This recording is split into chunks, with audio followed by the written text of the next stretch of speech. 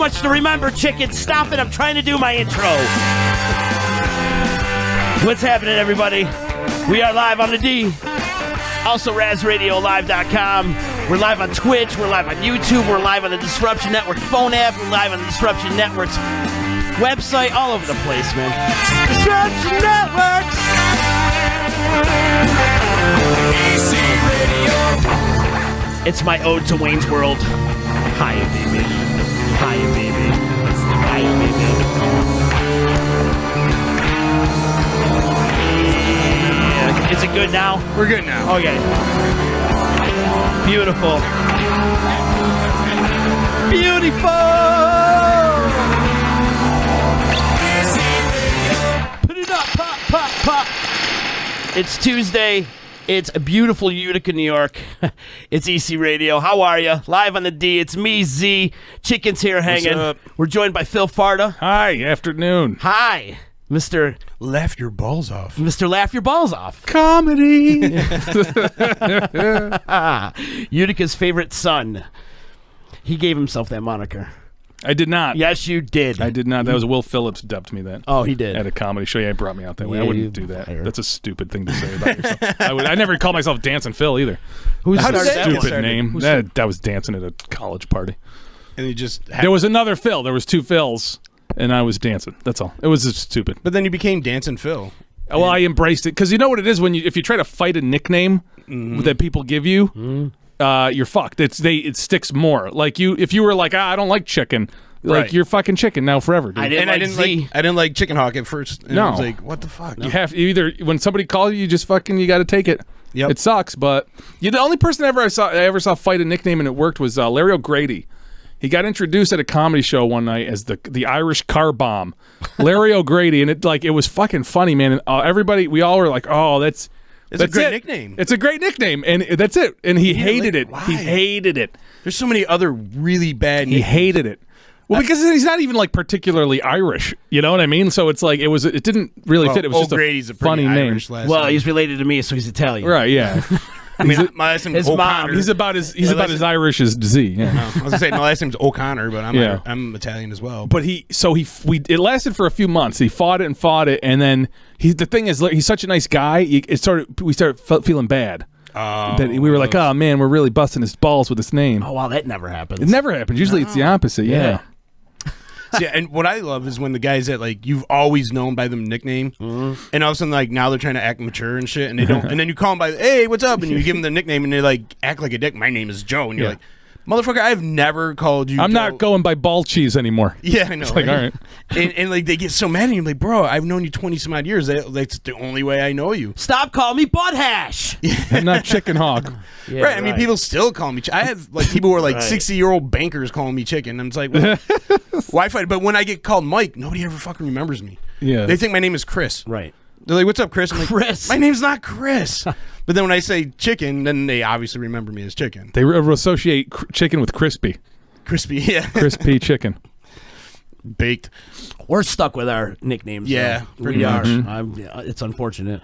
I didn't want to get I called just said Z. fuck it. Yeah, When I right. try to call you Mike, it just fucking confuses everybody. Right. Because there's 9 other Mikes, and they're like, who? Which? What? Who? Exactly. Chicken. When people like go to put me in their phone, Yeah. they go under Mike and like they got 9,000 Yeah. mics in there, so they chicken. I was Chicken, gonna everybody's call you Fat Mike, but there's already a Fat Mike, so it's like you can't even be Fat Mike. You gotta Right? be.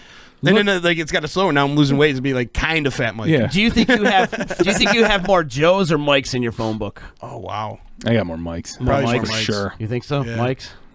Yeah, probably. I think I got more Joes. And in East Utica, you get a lot of Marias, Yeah, they're all and Marias. Teresas, and yeah. Maria, get your ass back in the car! And if their name's not Maria, 9 out of 10 times their middle name's Maria or Marie. Yeah, Yep. Anne Marie. Yep. Lisa Marie. Steph Marie. Yeah. My mother is Angela Marie. Yeah. See? My mom's There you go. Angela Marie too. See? Like You- literally, Maybe man. you guys are brothers. I don't think that's how it works. Oh, It shit. doesn't, but I wonder if our moms know each other. Probably. I bet they like befriended each other on Facebook. Yeah, I could see your mom sending my mom a message, And then my mom, it takes her a month to figure out how to reply. Oh no, my mom lives on Facebook. Actually, I see her. No, she's great, man. She's always hopping on her stuff that we're doing. I want to get my mom and Z's mom in the kitchen together. Oh, that would be a good episode. Yeah, man, throwdown. I'd like to have my mom do her fried meatballs. I'd like to have your mom before do she dies. Yeah, my mom's she's a great cook. Yeah, right. I figure if your name's going to be Angela Marie, you have to be a great cook. Pellegrino. Uh-huh. She's a Pellegrino. Paisano. So my mom's a Defandi. Or Defandi. Mm-hmm. Uh-huh. So good food there. I'm not giving my mom's last name because it's like a password and shit for me. Oh shit! Yeah. Well, nobody would have known The if last name. Yeah, the last name. You got I'm kidding. but they don't know the numbers after it. 69. But it's always like a security question. Yeah. You know, your mom's Yeah, maiden that's name true. and That's stuff, true. Well, good luck spelling it, I guess. right. Yeah. It's a lot of vowels. Yeah. Yeah. It's Italian. It is Italian. It's a lot of vowels. But then she married a Chinese man, so then she went from To a me. lot of vowels to a lot of consonants. Yep. Sorry. You excited for Thanksgiving? Do you like? I figure like at your house, Farda. I like Thanksgiving. It's got to be a great holiday. It's nice. It's good. Yeah. One of my problems is I eat too much, which is everybody's problem. Right. But it's like real uncomfortable. But I still do it every year.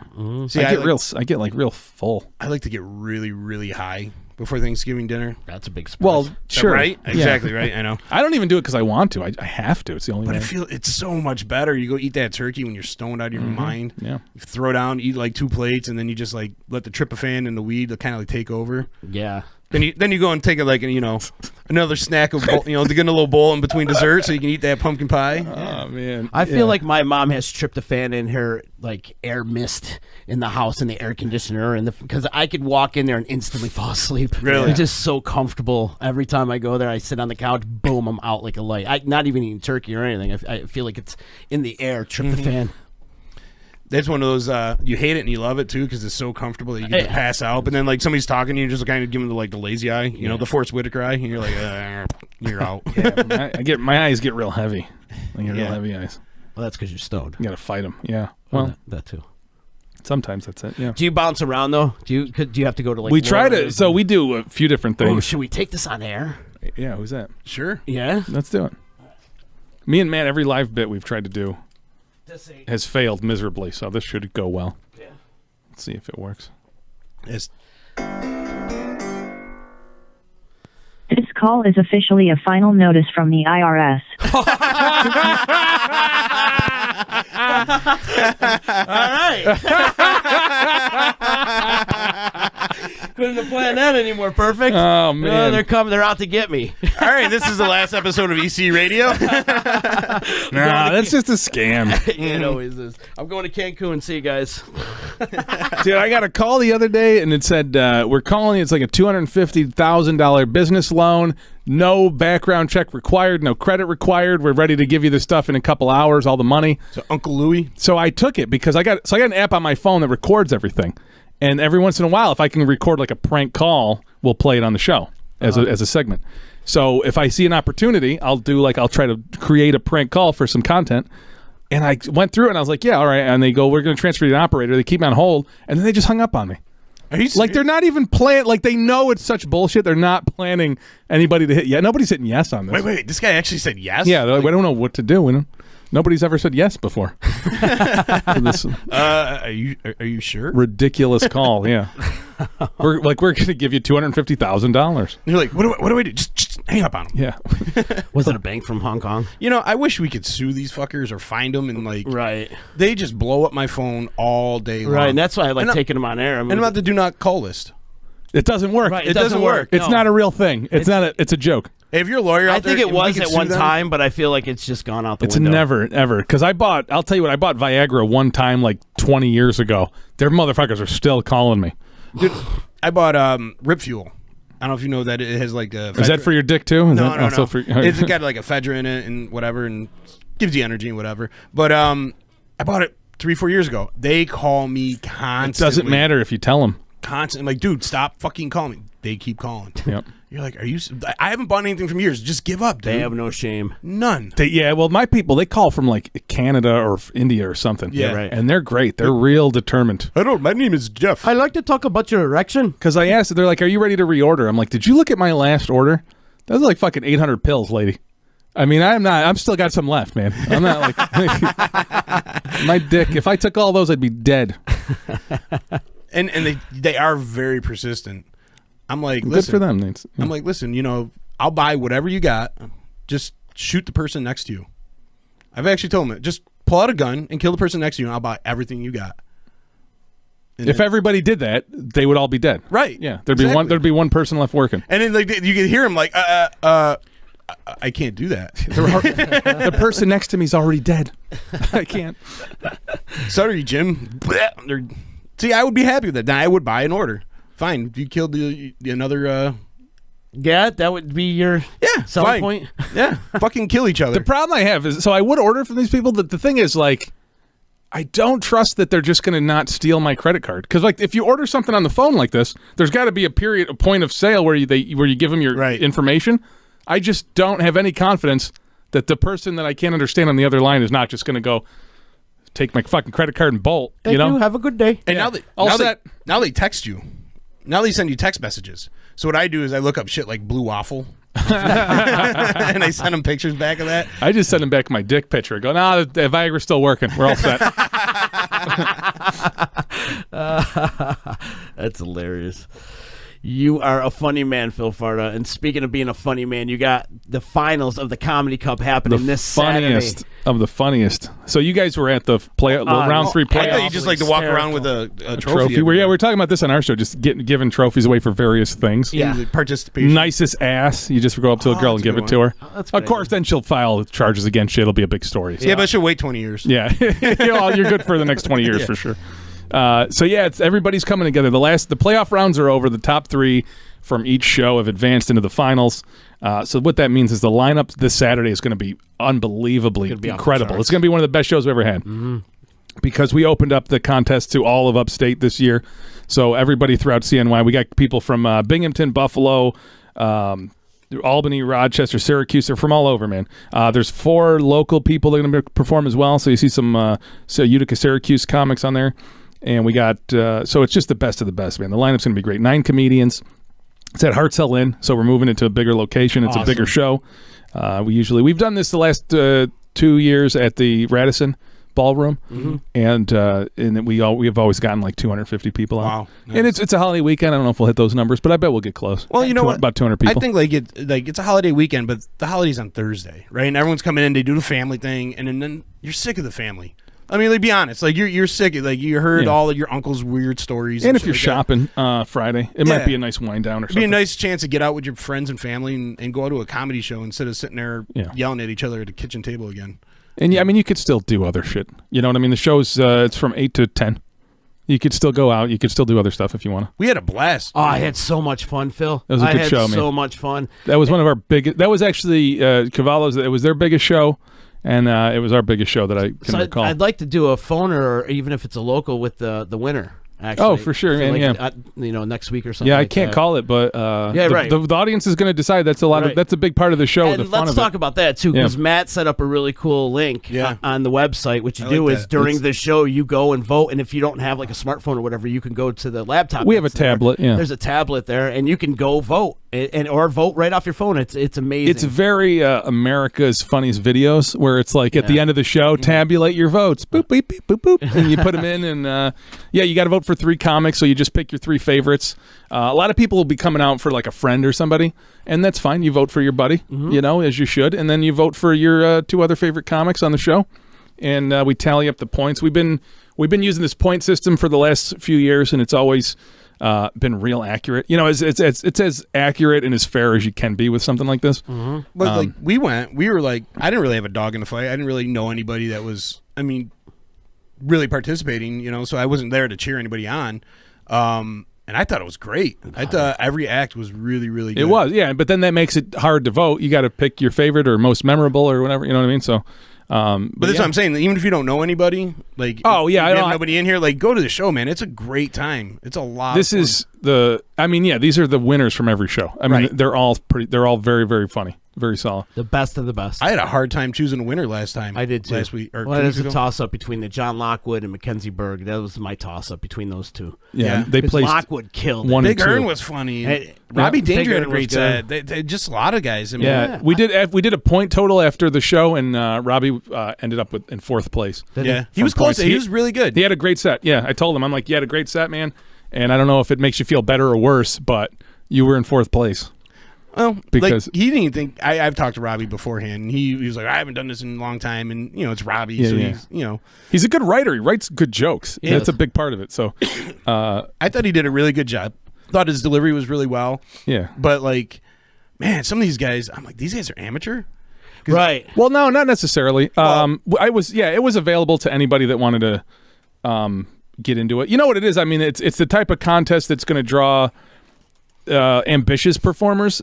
You know what I mean? Who maybe you're not like. If you're a working professional, you're not going to sign up for a comedy contest. You know what I mean? You do it. It's somebody that's like somebody that's working and ambitious. And these guys, I've seen them all over the area. They do stuff, and you can book them and what have you. But Well, no, I didn't mean it like I meant like they're not Yeah. on a circuit making going all over the country. And, right, yeah. They're like regional comics. It's hard to if you're in this area. It's hard to travel unless you really become a professional and move, or you got some kind of a hook or something. Because comedy doesn't pay well. I'm sure it's very similar to music. It's very parallel. Every musician I talk to is very, very similar industry. You got to do it because you love it. Yeah. And you can't really go doing it with the mindset you're going to make it big. Right. You got to do it because it's in your heart, it's in your soul, it's what you do, it's It's how you get it out. right. And a lot of that's your guys- creative outlet. It's your goal would just be to make a living. A lot of guys. That was always course, right. that was always my goal with it. I just wanted to be able to make a living And there's doing a it. rush of the crowd too. I imagine. Like Always. Well, sure, that's the love. Yeah. That's the best. There's nothing like performing in front. I would rather be on stage in front of thousands, and if I had to give up sex or playing on stage in front of 20,000 people every night, I would give up sex. You would never see me on a stage again. I'd be fucking somewhere else. Yeah, You'd never see you later. yeah, I don't know, man. Retire my jersey. I would give up sex in a heartbeat for it. Oof. Yeah, absolutely. I've There's never had nothing that rush it. like that, There's but nothing like it. I like sex. There's nothing like it. I've had my sex, so I'm. He's all done. Yeah, Yeah, he's done. completed. He beat that game. Yeah, I had that game in the 90s. Sorry, Tori. He's done. She knows. She knows. That's it. I'm one vagina man. By the way, we were talking about dick pics. No, we talking weren't. about dick pills earlier. Yeah, dick pills. Let me tell you something, man. Those pills that our friend Jeremy Freeman dropped off the other day for us, chicken. Those things are awesome. Oh, you took him. Did I ever I give you? took I thought I gave you some. Did I ever give you a pill? No, I've never taken these things before, but Jeremy Freeman gave us these things that he manufactures called male enhancement. Cool. The bullet or something like the silver bullet, bullets. right? The silver bullet, and I took one the other day. Oh my god, it put a hurting on her all weekend. That's awesome. They're fun. Yeah. I like that. I've never. This is a whole new world for me. Yeah, now. yeah. This is opening my eyes. there's a See, I haven't had a chance to try it yet. So if any ladies out there want to come and try it, I'm all game. Right. there's like a stigma that like Viagra is just for old men whose dick doesn't work. Right. That is not true at all, man. It could also just be for a guy who did too much coke at a party. Right. It's for anybody. It's for everybody. Or too much whiskey, you get that whiskey dick. And you're yeah, absolutely. Anything like that. I mean, or just like if you just want to have better sex. I gave some to Larry and Liz, and they've been having a ball. And Right. they don't even do drugs. You know what I mean? They just like fucking. So it's great, man. They're great for everybody. A big ups to Jeremy Freeman for hooking me up, but I got a bunch more left that he gave me. Well, now And you're Chicken, sold. If That's you're how not you- going to use yours, you might as well hand them over to me, pal. He'll put them to good use. But no doubt, they were unbelievable. So good stuff. nice. Good stuff. Can't wait to take more. Speaking of that, So yes, back to the Comedy Cup. somebody's gonna get fucked this weekend at the Comedy Cup. That's our motto. You might get laid. You might get That's laid. you might get laid. That's the Comedy CNY guarantee. It's the guarantee Yeah. that you might get. You might get laid. Tickets are $10 online right now. They're available right on our website, comedycny.com. You'll see the poster there. The lineup is on there. And if you pay $20, we're doing a premium seating, which is like the front row tables, and you're going to get an additional voting ballot, so your votes will count extra. This is a way for us to, let people vote for their friends and family more and kind of increase ticket sales, ideally, But it's just, and you get your better. You're paying for better seats. You get a front row seating, and the premium VIP ticket is $20. But anybody is going to have a good time, regardless. Guaranteed. Yeah, and so I'm going to go Saturday to set up early. Hartsell's a bigger place. We got to do a little different situation with the spotlighting and stuff like that, and then you set up the banners and things. Do you get a bigger PA? You know what, the system I have is plenty big, man. It's the one that we brought to Old Forge when we did that event, and that thing cranks up from anywhere. You know, you can do a little intimate room or 500 watt. I mean, I've done banquets with it. We've used it for it's awesome, great. yeah. It's a great system. I feel like we blasted at the barbecue fest. Yeah, that's right. Yeah. That thing, I've used it. It's, man, that was one of the best purchases I ever made for my business, because I used to call, well, you know, you haul equipment. I used to bring in the amp and then the components and then 2 giant speakers and the stands and this it's all in one thing. It's a Fender Passport. It's a Fender Passport. I just talked to Joe Load over the weekend. He was DJing at the bar and he had one of those setups. And I'm like, man, remember back in the day you used to have to bring like speakers and CDs. All your music crates, too, yeah. Crates of CDs. Yeah, my mom had a karaoke business for years, and it was, she had to load in fucking crates of CDs, and that was a tough. Yeah, so now it's all on your computer. And then even like this, even the speaker wires were like more complicated to run and everything. It's good. We're going in the right direction. Right. So nice. no, we'll use that system. But I got everything we need. You know, I've been doing this for years. But I'm pumped, man. I can't wait to see how it goes. We got our friends at Made in Utica have been helping me out too. They're promoting the event. They're putting out some content for us and stuff. Nice. So I appreciate that. Hampton Inn and Suites in New Hartford. I just saw Nicole, who mentioned you. Nicole Trificano over there. She said she was drinking with you at Griff's. Or is it Griffin's? Yeah, she came in the bar a couple weeks ago. Yeah, so she manages our entire sponsorship with them. Yeah. And she's incredible, man. And we're talking about putting a trivia night actually at the Homewood Suites. They got a new bar there, something for the guests. Oh, nice. Oh, right. That would be really cool. Yeah. Big ups. My cousin Lindsay works there, so I got to give her some. Oh, yeah. I see her at the front desk. Yeah. I'm glad we got a Homewood Suites.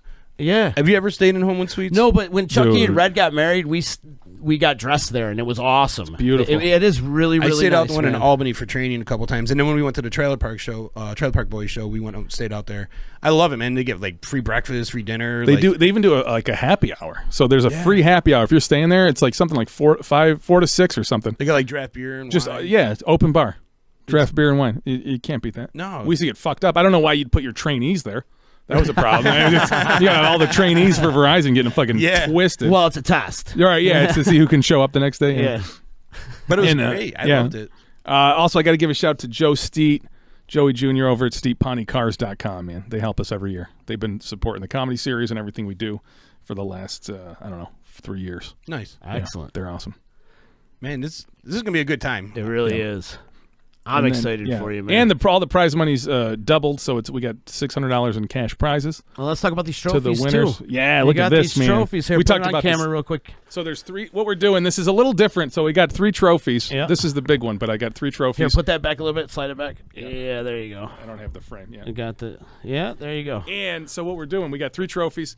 Now normally, And then pick it up a little bit so they can see your little logo on the bottom. Normally, that looks so cool. you would have like first, second, third place. Right. We're just going to give away 3 trophies to the winner. That's what we're doing. He gets all 3 of them. Yeah, you just get 3 trophies for winning. So I hope you got a big mantle if you're winning this thing. It's cool, man. I got to I give credit to Speedy Awards in New Hartford made these. Nice. They're great. I like trophies. You can do trophies for anything. It's all customizable. You pick the pieces and they put it together for you. Yeah. It's awesome. And they're fairly inexpensive. They were very affordable. Yeah. Yep, they were very affordable. I'm not fucking spending money on the trophy. Right. I want to Congratulations, you won. Here's some money. I want to get a trophy that says like perfectly average. Yeah. Right. Yeah, you could just go. This is one of my strategies. If I ever end up single again, I'm just going to make a custom trophy and just line my mantle with them. Yeah, right. And then give them out the next morning. Yeah, sure. No, Thank you for participating. There you go. I would get laid so much less if I was single. I would not get laid nearly as much. But so these are cool. And you can put like whatever logo you want. You can put any photo on there. You could really send them anything. I bet. They look cool. Yeah.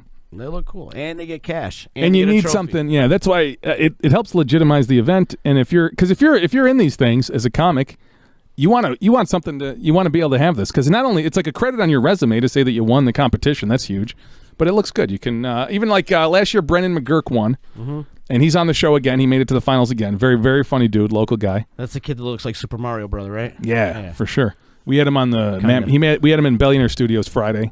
Wicked funny guy. And he, so he did that, and it led to me talking to him and working with him more. He hosted a trivia night for me and stuff. So anybody on this show, man, everybody's so funny. I would book any of these people on a regular like paid gig. So it's an opportunity to get a lot more work going forward. Absolutely. Great exposure. We're doing a comedy tour in January with my buddy Ryan Niemiller, he's got to sit in on the show with us, man. He's so cool. Yeah. Funny dude. And then also I'm booking a series at Alexandra Bay, the winery there. I worked with them for the last few years. It's a beautiful area. I love going there. They give me a nice room, and we book shows for them. And so this is something where like I would book any of these people. So it's good to do these shows and then to advance. And then keep bringing them back because you know what? It builds them a local fan base as well. Yeah, it's good people for everybody. Remember, like, that guy was really funny. I'll go back and see him next time he comes back around. So, yeah, exactly. It's parallel with music.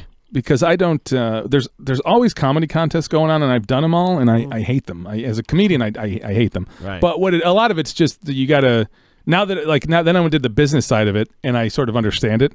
And that's the thing. So if more comics understood the business side of it, it's just a great showcase. It's a good draw. You do it for all these reasons, and all the comics are obviously you're in there. You're trying to do your best and win it.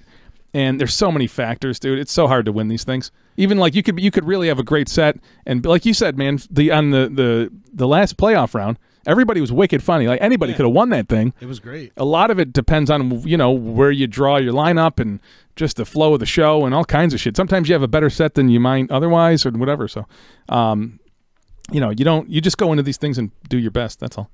I'm sure they do like battle of the bands and shit, right? Isn't it a common thing? It sounds like a hassle. It's drama. Yeah, what it sounds like a turns lot out of to be. hassle. I've done them before, and this is a little easier. There's less people. Somebody's always butthurt. Somebody's always, dude.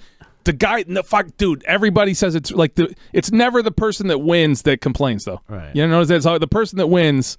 Because I've done it. I've lost contests and went, man, that was awful sketchy. But only if you don't win. That's the thing. Right, So it's like now that I've been doing it for so many years. Unless you're Trump and you win and then you still complain. Yeah, that was rigged.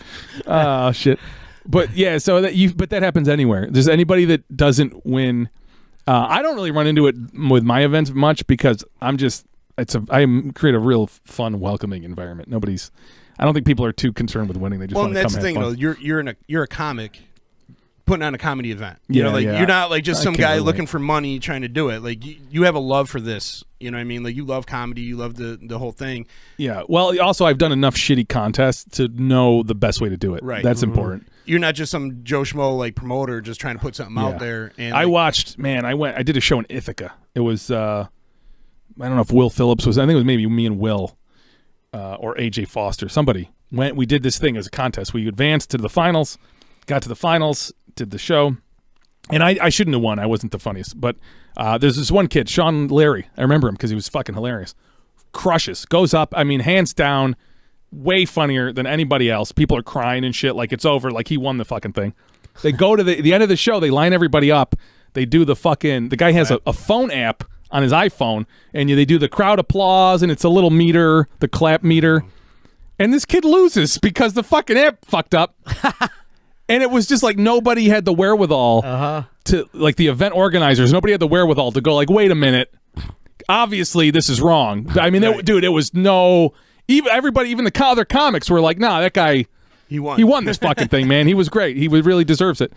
And they did the stupid clap thing, and the trophy and the money went to like just a random person because the fucking app, it wasn't like registering the claps right. So I watched this kid just like lose. Was he just holding it up in the air? Like kind of, yeah. It's open up in the air, but it was just like it wasn't picking up the noise right. It's the worst possible way to judge something. Stupid. Yeah, it's better than crowd participation, like when you have to judge it by ear. Yeah. Right? Yeah. So I watched this kid lose. I watched it happen countless times in contests. The clear winner gets gypped. Countless, and that's just part of the business. That's when you go to a contest, that's going to happen. Mm-hmm. And so I did everything I could to make sure that doesn't happen to people. Right. It's always going to be super close. I've had it like the last couple of years, the finals were so close, man. It was just a few votes really separating the winners from the second place and what have you. So that's going to happen, I'm sure. But holy shit, man. It's fair. That's the thing. It's definitely fair.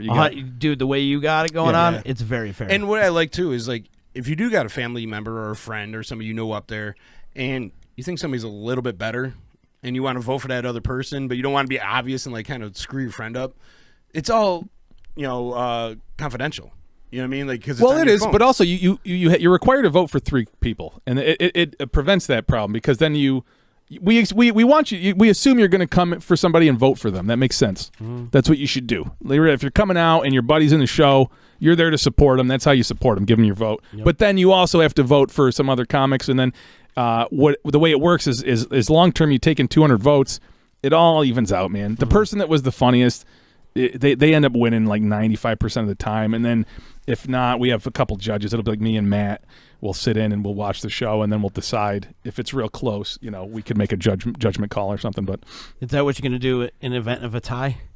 We would do that in a tie. Yeah, we would just do a judgment call, and we used to have like a judging panel. I think they should fight it out with weapons. Yes. Yeah, we'll give them 2 trophies, and they can just swing trophies at each other. They got to beat each other up with sex toys. There you go. Hit each other with like dildos and stuff. That's fair. At least that'd be funny. Yeah, especially if Mackenzie wins. In that case, it is rigged. So this fucking thing, though, I mean, it's just like we used to do judges, and we found out that the judge vote was always matching the crowd vote. Even because some people are going to bring more friends. That's always the case. That's usually the number one complaint of people is you go to do a contest and somebody has stacked the crowd, so they automatically win. Doesn't matter if they're funny. Right. And even with that, when you do the 3 vote system, and we have it set up with a point system, that it's real easy to figure out. You know what I mean? You could win, you could win the popular vote and lose. It's very political. Yep. Yeah. If somebody you got electoral college. Yeah. If somebody was better than you, I don't know. It's so subjective. That's the other thing is like if you got 9 comedians who made you laugh your balls off. How do you pick? You know what I mean? It's real subjective. You pick your favorite guy or who you remember. Or, sometimes the big fat guy is you're like, oh, that guy was. If something's wrong with you, that plays to your advantage. If you're disabled or something, that's good for that. It's gonna be a tough decision on Saturday. Yeah, man. And you got Mackenzie there, man. She'd be great because she's only female. She is on the lineup. Yeah. We do have an opener, Joanna Hensel, who Ben Amin put me in touch with, and she's gonna make her comedy debut. And she's a local girl, and I knew that she would. She was really into it. I think she's going to be great. Is Ben coming? He's going to be there. Yeah, oh, good. He already bought a table. Yeah, cool. And she's going to bring people and stuff. So it's a great way to promote the show. Yeah, because the whole point of this is to encourage like the culture of comedy here. Yeah. There's no club, and I don't think there should be a club. We're too small for that. But it's a parallel between music and comedy again. The venues and the support and getting it out there. And so recognizing the talent that's out featuring there. Like in local people, and if they're interested in comedy, I put them on. Unless they're a dickhead, I won't do that. That's kind of like one thing. I don't mind anybody that wants to be involved. I did an event at the Stanley for like the high school theater club. And a couple, one of the kids, he was at the show actually Saturday, approached me and he was like, "Hey, I'm really interested in comedy. I'll help you out any way we can if you want to do like an internship or something." And I was like, "Cool, man." I'm like, "Just come to the show Saturday. You don't have to do anything. Just come to the show. I'll give you a pair of tickets. Check it out. Just see what we do, and then we'll go from there. You can help me promote events or something." And he was super nice and cordial, and like that's what I'm looking for. There's every once in a while somebody comes across, and it must happen in music too, but somebody comes along that like. They just think they're the fucking shit, and it's not. They go like, "Hey, can I do comedy?" And it's like, "Sure, man, I'll put you on a show." And they're like, "I'm the best." It's like, well, why don't you just come to do a couple open mics and perform and have fun with it, And they're like, "No, I'm like, I need my own show, something like that." And I need to get paid. Yeah, I need to get paid, and I need my own show. I had a guy called me from Syracuse. I've spoken with him a couple times, and he calls me. He's like, "How do I start in comedy?" And I said, "There's a couple open mics in Syracuse that are great that I'm familiar with." Go there. The guy, I'm like, here's who to talk to. He goes, "How much time do I get?" I go, "Well, they'll give you about 5 to 7 minutes on stage. And if you're starting out, that's a perfect amount of time. Might even be too much." They can sound like forever. Yeah, it might even be too much. And this guy goes, I'm more of a storyteller. I need like 30 minutes. Wow. And I said, is he Dave Chappelle? "Good luck, man." I wished him good luck. I was like, "Good luck, dude. I don't know where you're going to start." Yeah, at that point, it's just like go find your own way. You realize he's totally delusional. Yeah. Where especially when they ask you for advice and then they don't listen to it, that drives me fucking nuts. That's annoying. You're preaching to the choir on that one. Or they're like, "Oh, you're a comedian," and they just start telling you jokes. Well, I mean, yeah, but whatever. That's just people that are excited about comedy. I get it. That's regular shit. Do you feel like when you're out in public not doing the comedy thing and you're hanging out with people and they come up to you, everybody tries to be funny to you? Yeah, not as much. No. I don't perform as much, honestly. I'm not saying when you're performing. I'm saying when you're out in public, just hanging general. out. You're at like a restaurant or at a bar, so I'm just chilling with people, and then like people come up to you and just start cracking jokes. It's a very specific personality type. Yeah. There's a very specific type of person that does that. Yeah. The desperation drunks or something. I mean, I've seen it. Sean Fulmer is amazing for that. The drunker he gets, he'll throw an arm around you. So he'll lock you in. I call it the Fulmer headlock. He'll lock you in, and he'll get real moist. He gets real wet right here and warm. Goes right into your eardrum and starts telling you jokes. And he's pretty funny. He is funny. He's pretty dead He funny. is but funny. He's got some good jokes. that's kind of the problem. He's like he's funny and it's fucking annoying. And every once in a while, man, he's like a dad now, so he's not around as much. But he'll call me at that'd be like 3:47 a.m. I just get a call from Fulmer. What's up, man? I got a joke for you. And he's like not even drunk. He's just awake. Maybe his kid shit his pants or something. I don't know. He's doing some dad shit. Calls me with a joke like 3 a.m. So, but he's funny. Is it a dad joke? He's good. He's got good stuff. No, he does have good stuff. In fact, remember my roast? He wrote most of Mary Fesha's stuff for her that night. Yeah, and she killed that night. Yeah, she was funny. Dude. Fulmer's a good dude. He's a trip. Yeah. I love the kid, but yeah, he's a trip. We got to get him on the show. Yeah, but like do. you said, he's a dad. dad. I did invite him on the show. Yeah, but yeah, he's now that we're taling about him, maybe he should come. Right? Maybe you come walking through the door, throwing his name out there. You throwing his. Sure. If you know Fulmer, tell him you heard about him on EC Radio, and he should come in. Absolutely. It's funny. Actually, he called me. This is funny you said that because he called me at 12:30 in the morning. Actually, no, it was like 1:30 in the morning. Saturday. I was hammered. I couldn't fucking talk to him. It's like, bro, I don't know, man. I can't even understand any word you're saying to me right now. Yeah, when the phone rings at that hour, it's nothing good. Yeah, it's not like, listen, I wrote a speech. Can I run it by you? It's never that. Or like, a hot girl want to get laid. You know what I mean? It's always like somebody. Yeah, it's not a booty call. Yeah, I know. I wish, but no. Saturday was awesome. How long did you guys stay at Driscoll? Were you? I was there for the first set. Talked to Joe and I bounced. Yeah, because he took a long break. Did he? By the way, is there an after party on the Saturday? I haven't just figured that out, man. Really? To be honest with you, I have surprised. Not. I got three comics are staying at the Hampton. Mm-hmm. So they'll be in town, and generally the winners want to party, and the people that don't win don't want to party. That's pretty normal. But I'm good friends with. I mean, I'm like buddies with a lot of these people. So we'll do something. Yeah, I got to see what's going on Saturday night. It's just that the actual production and the event is so consuming that I didn't even think about afterwards, because also it's going to take a lot longer to break down. I got way more pieces. The loadout's going to fucking take an hour probably. So it's like, if the event ends at 10 Pal, and then, you don't know what a loadout is. No, pal. I know. I believe that, dude. I got it easy, but because I choose to have it that way. Yeah, I don't want to set up all your shit. No, man. you're No way. smart though. You break it down really easy. But no, we should have an after party though, because I felt like the other night too. It was like, yeah, let's go. We just got done laughing our ass off, had a couple pops. Keep it going. Yeah, let's keep it going. It's only 10 o'clock. Like, let's party. I got till midnight. And there's going to be tons of people in town, for the If holidays. anybody would like to sponsor the after party, let's do that. Yeah, we'll go to your bar.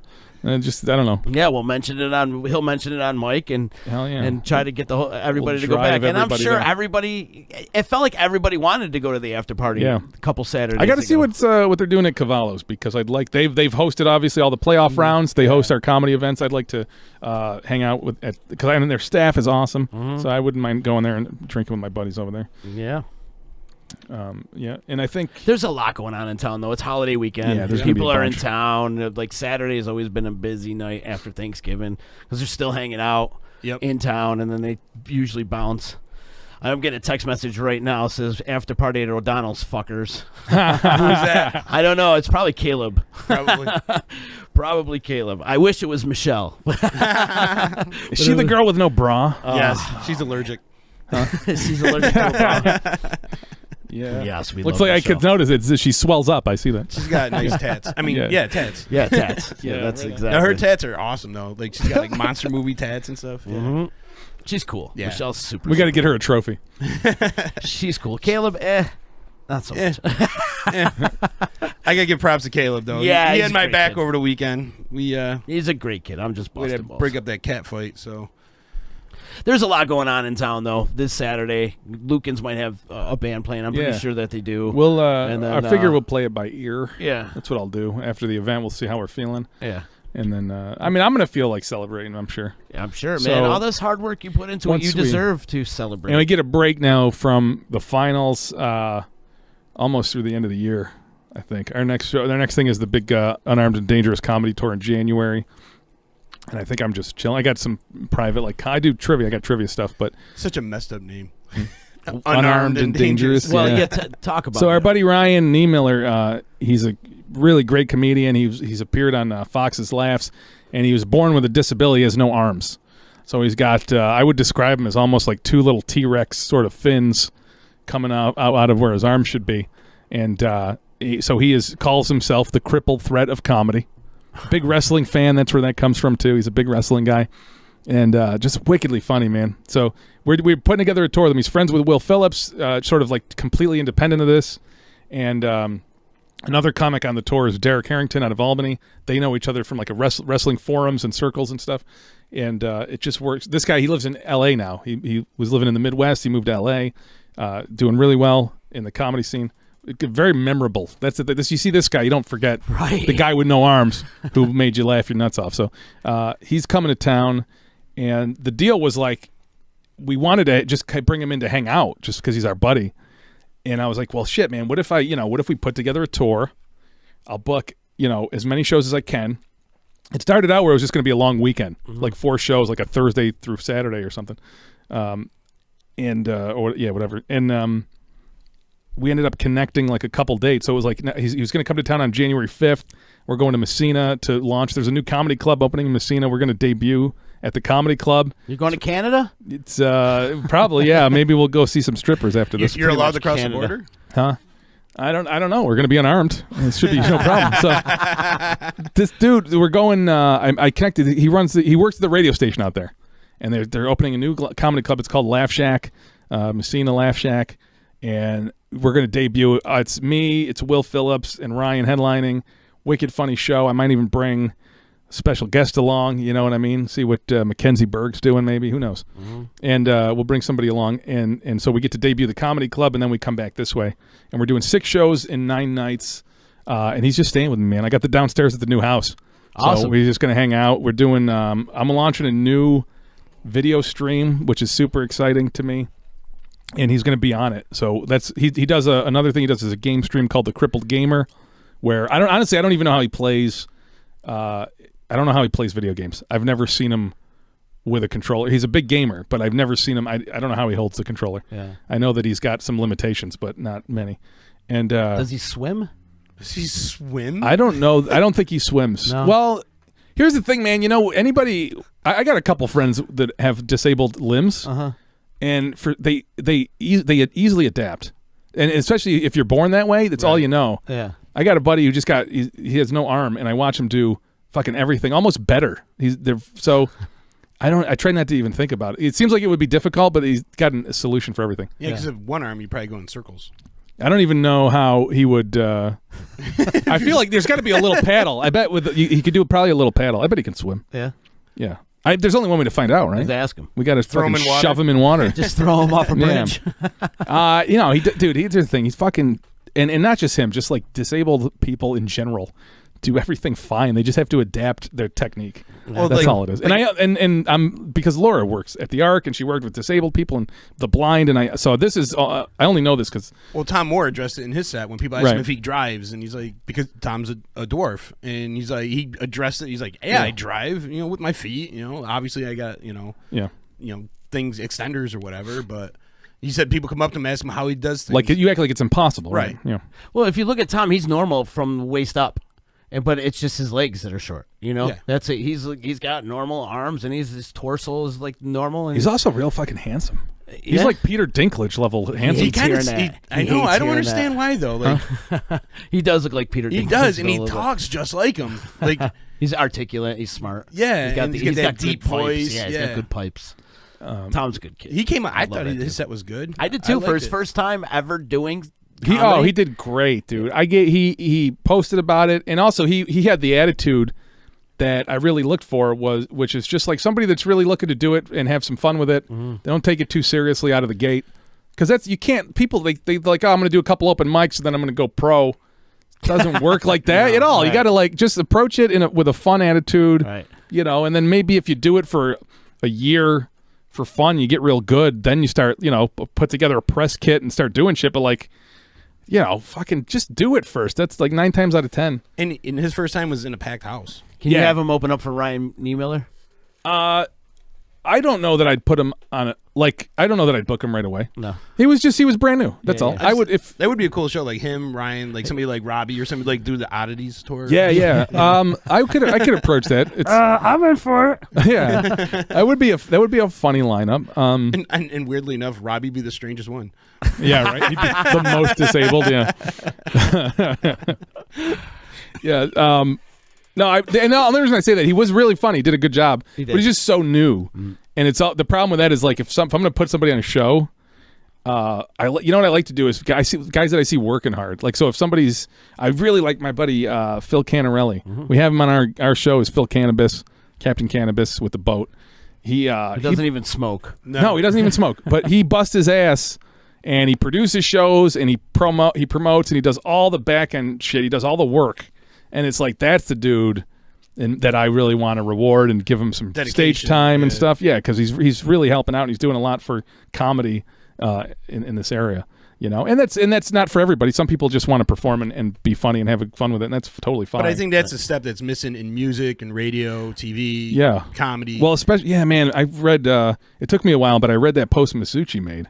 He made a big post about. He always makes a big post. He always makes a big post. I just saw it. Well, I need a translator for his posts. It was so long, and I read into it. I was just interested. I just wanted to do like if he does audio, like so I can listen to it in the car. The audio book, yeah. It was whatever. He did some event. I think it was the fundraiser for Stephen Swans. Okay, I think it was that. And he gave a shout out to like Kate Schenberger, who does her own promotion and stuff, and she's 16 and she does live videos and she's doing all this marketing that like no other bands are doing. And that's not, I'm summarizing what I took away from what he said, so I'm not putting words in his mouth. But and the point I got from it, and I'm relating it to comedy, was just like, you're right, not a lot of people do that. Like they just want to get booked and they want to show up 5 minutes before they're on stage, and then they want to go up and do a 10-minute set, and then they want to go home. And there's so much more to it, you know what I mean? It means a lot, just to show up early and meet everybody and hang out and be around that environment. Laugh at the other comedians. I mean, what drives me crazy on the music scene? It like a band that would come in and open for another band, and they play their set and they bounce. Dude, nothing drives me more crazy than that, man. I watched it happen. I went to Apache Chief show in so rude. Syracuse, and it boggled my fucking mind. Local hip hop's a fucking disaster anyway, but we went to this event. It was at Funk and Waffles. We walk in. It was packed. There's like 80, 100 people. There was packed. The place looked great. First opener goes up. They leave. All their people leave. Next person leave. All their people leave. The show, Apache's headlining the show. He goes up, and there's a few people like left, and he killed it, man. He performed like it was a fucking auditorium, and that was when I really became a fan of his music. I was like, damn, this dude fucking goes in. But it was like if all the scenes just stuck together, right, and stayed for the whole show, you would have had an incredible. Because the other acts were pretty good; they were okay. Yeah. I enjoyed the show. But when everybody leaves, it's like, man, you could have had all these people had a crazy experience and a really good show, and all your pictures and media and everything would be great. And when people do that shit, it happens at Syracuse a lot, actually. And I'm not knocking Cuse, but it does a lot in that town. I don't know what it is, but people are just very clingy, kind of like communal. I don't know. They just stick to their thing, and that's it. They bounce. And, I love my Syracuse peeps, and I love the music scene out there, but it is very like that. So they just come for their people, and that's it, and they bounce. And I guess my advice, and probably yours too, is just like fucking hang out. And even if you don't want to sometimes. I mean, I used to go to, when I was working, when Blair was with Fat Cats with me, we would go to all the open mics when I was first starting. We'd drive to Albany, and you'd go on an open mic, and they'd give you like 3 minutes. And there was 30 other comics on the lineup. So sometimes you wouldn't even go up, dude. You'd have to sit through 20 comics and then go up, for 3 minutes. And also you had to drive to Albany. And then you fucking stay, you know what I mean? And even like you would stay through the whole show, and then at the end of the show you talk to everybody for a minute, and just get in the fucking scene and network and shit. To me, that's what it's about, the networking and getting to know. But it is that's tiring though sometimes, because I don't. It can be. Yeah. And sometimes you got to earn your stripes. I mean, I've interned for a year and a half. I worked for free on the Keeler Show. You know what I mean? Like, I wanted to get into radio. I didn't have a degree. I'd never tried it before. And I'm like, fuck it. If this is my way in, I just got to learn the ropes. And I feel like I learned from the best show in the area, especially at that time. But I learned a lot from being around these people. You got to pay your dues. People. Absolutely. And nobody wants to pay their dues anymore. Everyone wants to go straight to the top. And they want to say, I should be headlining the show. No. Some people do. But some people. Yeah. I mean, that's you said, Phil Canarelli. Those are the people that I want to work with. Absolutely. Yeah. And there should be more people like that. They think they can put out a YouTube video and they're going to be a sensation, but nobody wants to put in that hard work. You know what I mean? There's more. You mentioned it when you talked about people don't know the business end of the comedy shows. You know what I mean? Like, now Phil is going to learn that. Sure, yeah. You know what I mean? He's going to learn that, and he's playing it smart. Like, yeah, he's not going to make a lot of money right now, but... And I just think that by learning the business, then it makes you a better comedian, because you know exactly what... I've changed my opinion a lot on, like, offensive material. I used to do a lot of... I used to do all this, like... Not I would make more references to race and what have you and stuff, and be more filthy. I'm a pretty filthy comic anyway, but I also don't perform as much as I did before, but... It's like there's a lot to be said about just being clean on stage, even not swearing at all, man. Yeah. If you want to really work professionally, it's like all the guys I see really doing well, they're not filthy, because it's so hard to get work that way. Yeah.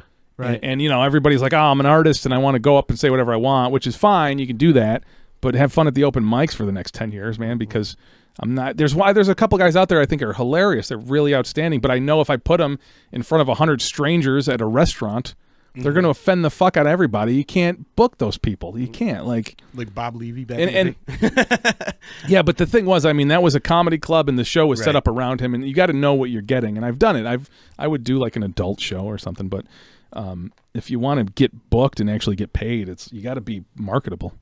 Because the thing is, nobody's bringing anybody.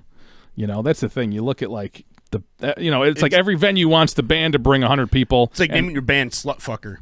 You know what I mean? Right, You're not going to get booked anywhere. Nobody's booking us. They won't book Slutfucker anymore. And then they're like, they're hating on us, Yeah. And Phil, what I love that you still do the art of posters. You still make posters, and I feel that's a lost art these days with a lot of bands. Well, on the band side of it, okay. Some of the Nationals have their bands, but they have people that do it. Their posters.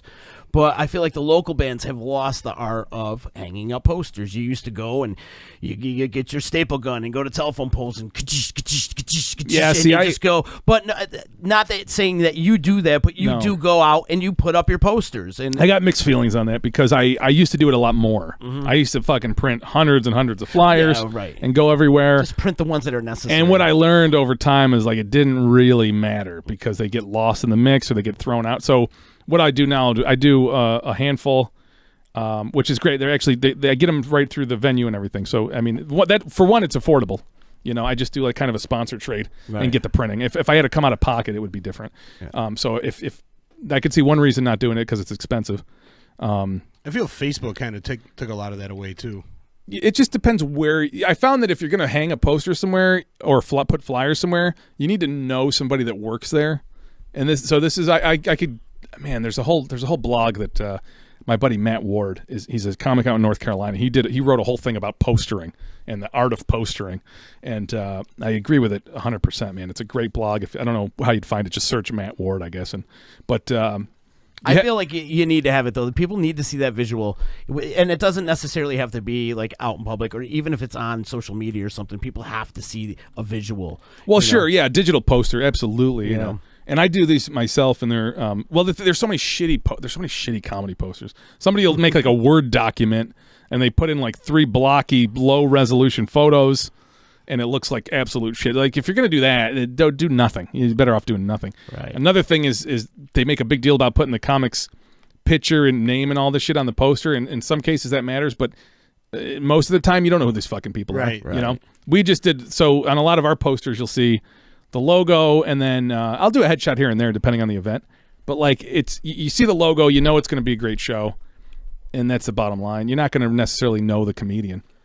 But yeah, posters, man, it's tough, dude, because if you go some places, I used to go the first year we did like those not table tents, cards, the long cards. And, drink menu type things. yeah, and you put them in the little acrylic thing. And I put them in a ton of like different local places.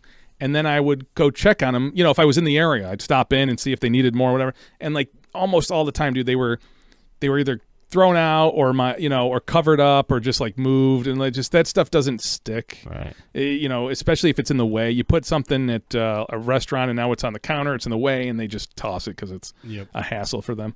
And then you got to, it's cool. I mean, people. Yeah, you got to do a little something. Yeah. At least do it digital. Other than social media, though. Yeah, there needs to be other types of promotion.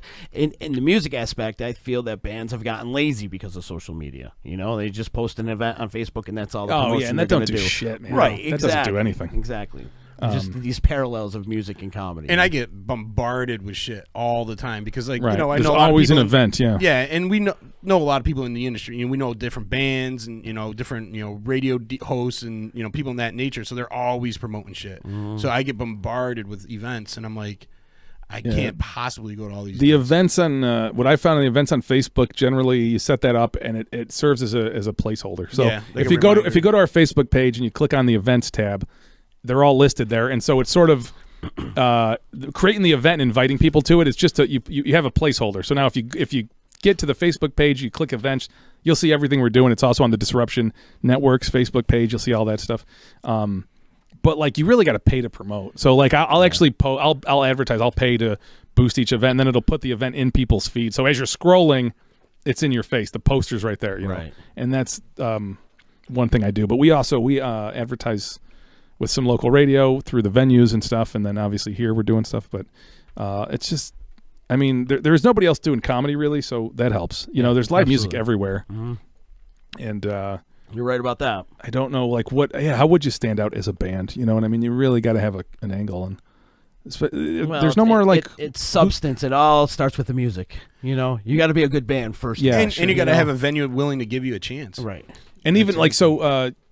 In Rich's fucking long fucking novel that he wrote, he was talking about this girl Kate who's 16 doing her thing. I feel like it's a little easier if you're solo because there's not as many moving parts. Right. And I'm not knocking her. I think she's doing a great job. But like if you have a band with 5 members, there seems like you're in a relationship with 5 other people. Yeah, and the responsibility can get mishandled and shuffled. And I thought you were doing the poster. Well, I thought you were doing the poster and shit. Like if it's just you're on 100% is on you.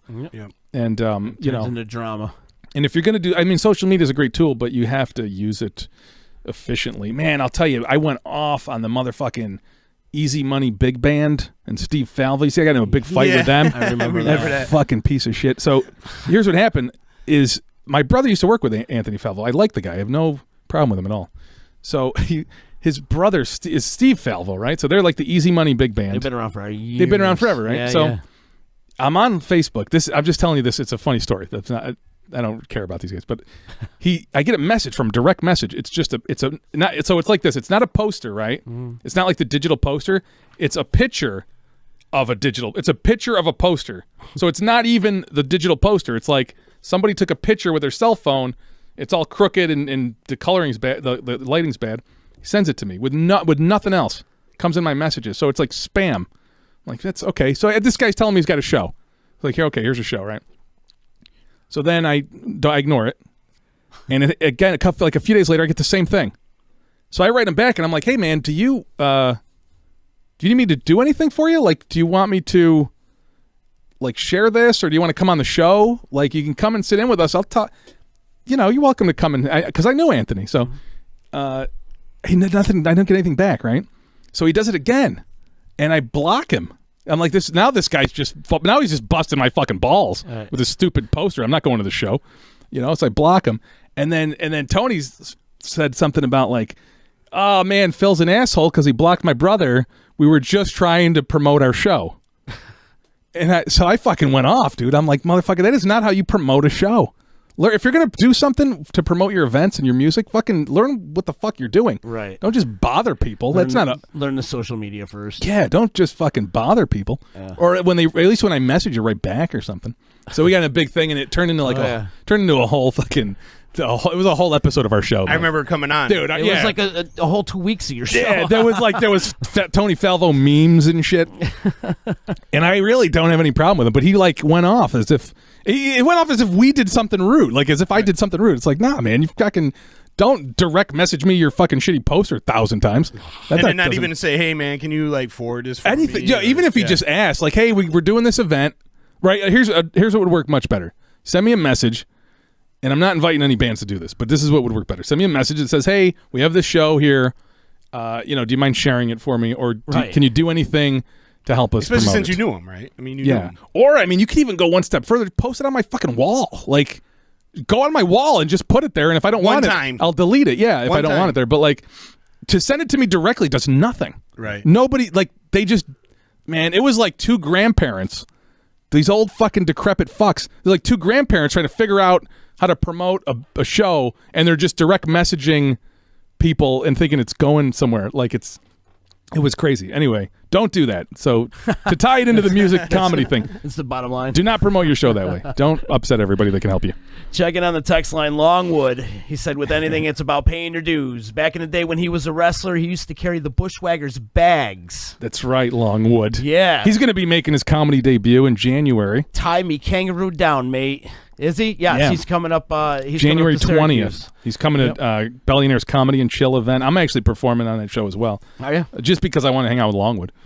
Because I don't Matt thinks he's an asshole sometimes, and he totally is an asshole sometimes. So I want to hang out with him. Aren't we all? Well, that's why he listens. I mean, we're all assholes, aren't we? I think he's the man. I just think the problem is Matt pays attention to him off air and shit, and I'm like, I don't. He's like, oh, fucking he'll say something political. And he it's just sends me boobs. I'm like, all right, yeah, you're in, dude. You're an asshole, and you send me tits. We're good. You're I'm my okay buddy. with it. Yeah, sure. He reminds me. I told him he's the Jersey Shore billionaire. Yeah, him and John will get along just John's fine. got more money though. Yeah, that's right. That's what he said. That's what everybody thinks. Yeah. And maybe he does. I have no idea. Well, he puts it out there that he does, kind of. I he's guess. a His billionaire. name's Billionaire. Well, that's right. that's Yeah, that does sound a lot like billionaire, I guess. Right. I think so. After when he comes in, we got to go to Alpine, I think. You got to keep him here an extra week. What, Longwood? Yeah. Why? It's fucking January 27th. Oh, for our party? Yeah. He wants to go visit Luna at the Alpine. Yeah, I kind of want to visit Luna at the Alpine. Or maybe not Luna, but somebody. It doesn't matter who at that point. I got Luna coming to our barbershop remote. I saw that. That's cool, man. That's That's gonna be happening. cool. So I talked to her yesterday. She'll be around in a little. She's going to be coming around soon. So everybody's obsessed with her. When I go out and out in public or whatever, people want to know about Luna. And she's been on the show 3 times. I'll tell you what, guys. Check out Kinky Katie. Oh yeah. Go to her website. Wow. Yeah, we carry her show. Yeah. Yeah, we carry her show, and man, she does some pretty explicit stuff, man. She's kinky. She definitely is. She had she was masturbating with a crucifix, dressed as a nun. Wow. Yeah. Oh, that sounds uncomfortable. And then takes a Those are sharp at the bottom, right? Yeah. That's what I thought. It's like square Then she shit. takes a load to the face. I'm like, wow. By Jesus? Yeah, must have been. No, by Father Flanagan. I was like, wow. I was not expecting. I went on her website. I'm like, damn. So we got to get her on here. For sure. I haven't seen that yet. I should probably watch You should go to her that. website. Yeah, Google her. Kinky Katie. You can listen to Kinky Katie on the weekends here on the D. Yes, sir. She's on at 8, right? It's 8 to 10, I think her show is, Kinky Katie. And then she does a little bit of her show where they all talk like chipmunks. Have you heard that part too? No, I have not. That's pretty See, funny. I haven't had. I usually work at the bar on Friday nights and Friday and Saturday, so I haven't really had a chance to really listen. I just forget, And She's got, she does segments. So then I looked her up. I'm like, holy shit, man. She gets down straight up porn. We like getting down. It sounds about right. Getting And down some with Kinky good shit in Katie. there. We talked about sex toys most of our show today. Actually, Luciano from Century Divide just checked in. He said he's sick in bed. Oh, yeah? He's not But coming? he's checking up on us on Twitch. So What up, Lou? Bastard. I know those other guys just text me they're running late. So are you sure we got bands. audio on It's- here, by the way? Yeah. What do you mean? I just want to make sure I see because that. last time we didn't. Raz is checking in on the text line. He must be on a roll today, Raz. He's been with us the whole day. Everyone worried about offending others. Fuck that. Offend away. I'm ready to move to an island and say fuck it. That's Raz. Jeez, Raz. I'm offended, dude. I feel like he's on a rampage today. Did you hit the vodka already? Oh, he must have been started right. It's Tuesday, right? He has a drinking problem. Yeah, the guy has a problem. He joined us yesterday. He polished off a bottle of vodka right on the air with us. Well, yeah, you would drink too if the fucking government was out to get you. And he wants us to he wants to remind us that Katie comes from Raz. Don't forget. So she comes for Raz. I don't know. Yeah. You ever banged Katie? Raz, have you ever banged Katie? Yeah, I he don't know said that. he banged some stupid number of women, like 2,700 or something stupid. No, I think he said 300. Huh? I just I think banged he said stupid. 300. Oh, 300. That's still stupid. It's still a No, stupid it's number. not. But 300 women? I could. Yeah, it's not that much. Really? What? Damn, son. I don't want to even get into the numbers right now. But I'm with Raz. I believe him. Why would he lie? It doesn't make any sense to lie. Yeah, because Why would he lie? You know, I don't know, to seem cool. I guess. lost count in the 90s. Wow. Did you? Oh, you stopped counting. I lost counting count, but not a by long time much. ago. I lost count by. I bet I'm off by 5. I'm within 5. I bet. Yeah. You could count them all. I used to have a spreadsheet. Yeah, I used to keep a He spreadsheet. uses an abacus. I did, but then I ran out of levels. I'm like, shit. No, it's I'm not still on the that. first level. Yeah, I'm only double digits. I don't have a crazy number. No. Yeah. Raz didn't bang Katie. No. Oh, It's unfortunate. it's still early. It's unfortunate. Luciano said he's not coming in. Obviously, if He he's says sick. it sucks. Right. I kind He of got just- that the first He said, time. nope, it sucks. We got to get him back in, though. It's Sensory Divide, though. They're a hot new band. They're making their debut this Saturday, too. That's their thing.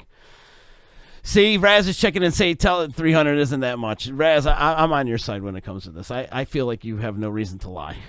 You know? I feel like I haven't even met 300 people. I don't what I'm like, understand. I I'm don't like, think You like got there's 300 friends on your Facebook. I don't think there's Wow. 300 women that I met that I want to have sex with, well, it's not about or would have sex with me. wanted to have It's an sex with. age thing, too. Like, you go on through the years, you know? I owned a bar for 10 years, pal. I guess. true. Yeah, my numbers seem to be ramping up as I get older. I've been fat for a long time, so yeah. I was going to say that has a lot to do with it. Yeah. Yeah, I was fat for a long time. That definitely has a lot to do with it. I got brownies at home, actually. Yeah? From Bite Bakery, yeah. You know, I got kicked out of the Boy Scouts for eating a brownie. I'm really going to use that joke right now, Come chicken. on. What are you, Mackie? Come on. Well, let's take a break. Phil Farda, Comedy CNY, the finals. It's Yeah. happening this Saturday. Harts Hill. It's at, what's that? Clinton Street, right? It's in on Whitesboro? Clinton Street in Whitesboro. All you got to do is hop onto the website, comedycny.com. All the details are on there. You'll see the poster and all the info. Do get tickets online, comedycny.com. They're 10 online or 15 at the door. And there's a VIP option you can check out. Yeah, this Saturday, man, doors open at 7. Arrive early, and the show starts at 8. And we're going to give away some prizes. We're going to laugh our balls off. And you might get laid. You might get laid. That's the Comedy CNY guarantee. You might get laid. Yep. That's a good one. Yeah. Thanks for popping in, man. Thanks for I'm hanging, looking man. forward to Saturday. Saturday's going to be a lot of fun. We're going to have a good time. We're all going to be out in full force, and it sounds like you got a star-studded cast. Oh, he does. Sounds like a lot of people are coming. Just to the people check from this out. last time were fucking amazing. I can just Oh, yeah. imagine the other guys. It's Yeah. going to be great, man. Yeah. Well, I mean, in the audience though, people coming to hang out to actually watch Oh, the right. show. Yeah, You got some cool people hanging out. So we're gonna have a good time. I'm looking forward to it. Check it out. We going on break. You hang. EC Radio. You're listening to EC Radio on the Disruption Network. Dago Wab, Guinea, garlic bread, pizza slinging, spaghetti bending, Victimone, Perry Como, Luciano Pavarotti, solo meal, non-singer motherfucker. That's good. EC Radio.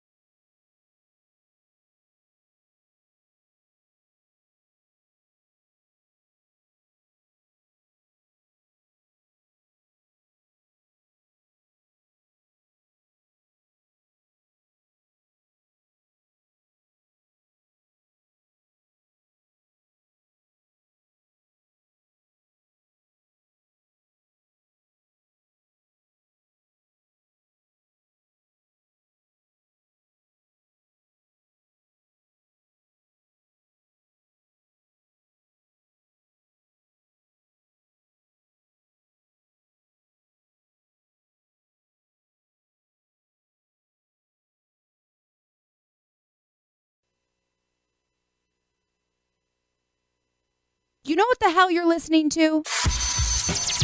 It's EC Radio.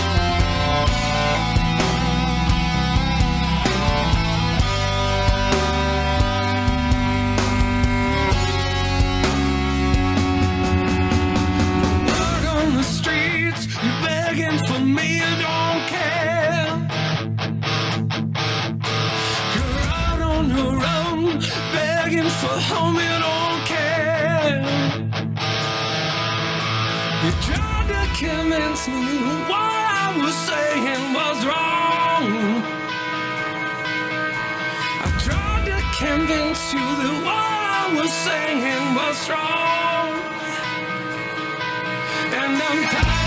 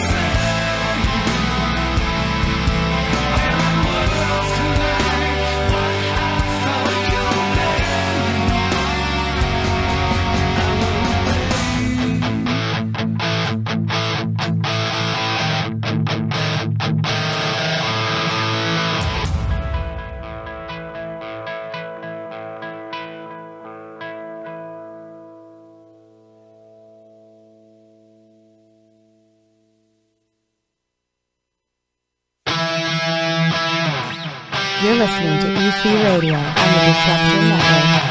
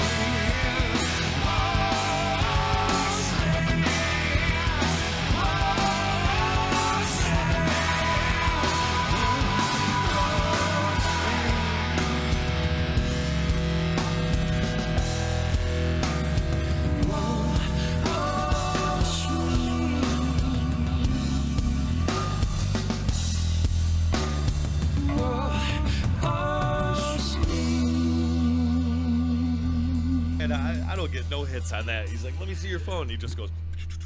We got a double shot from 9-Ball right there. We were in the middle of technical difficulties, so we had to play another one. But it's Z hanging. Let's close that one right out before we get another one. Z and Chicken hanging. It's EC Radio. We're live on the D. We're live on RazRadioLive.com. We're live on Twitch. We're live on Disruption Network's phone app. We're live on DisruptionNetworks.com. We're also live on YouTube. Yeah, so we're all over the place. We're very accessible. Very, very accessible. It would help if I put your mic on a little bit over there. But joining us in the studio, brand new spanking band. We're the exclusive, Chicken. We get to launch this band. We are the exclusive band launcher right here at Disruption Networks. My man, Mike Oliver, Mitchell Mann in the house. Sensory Divide.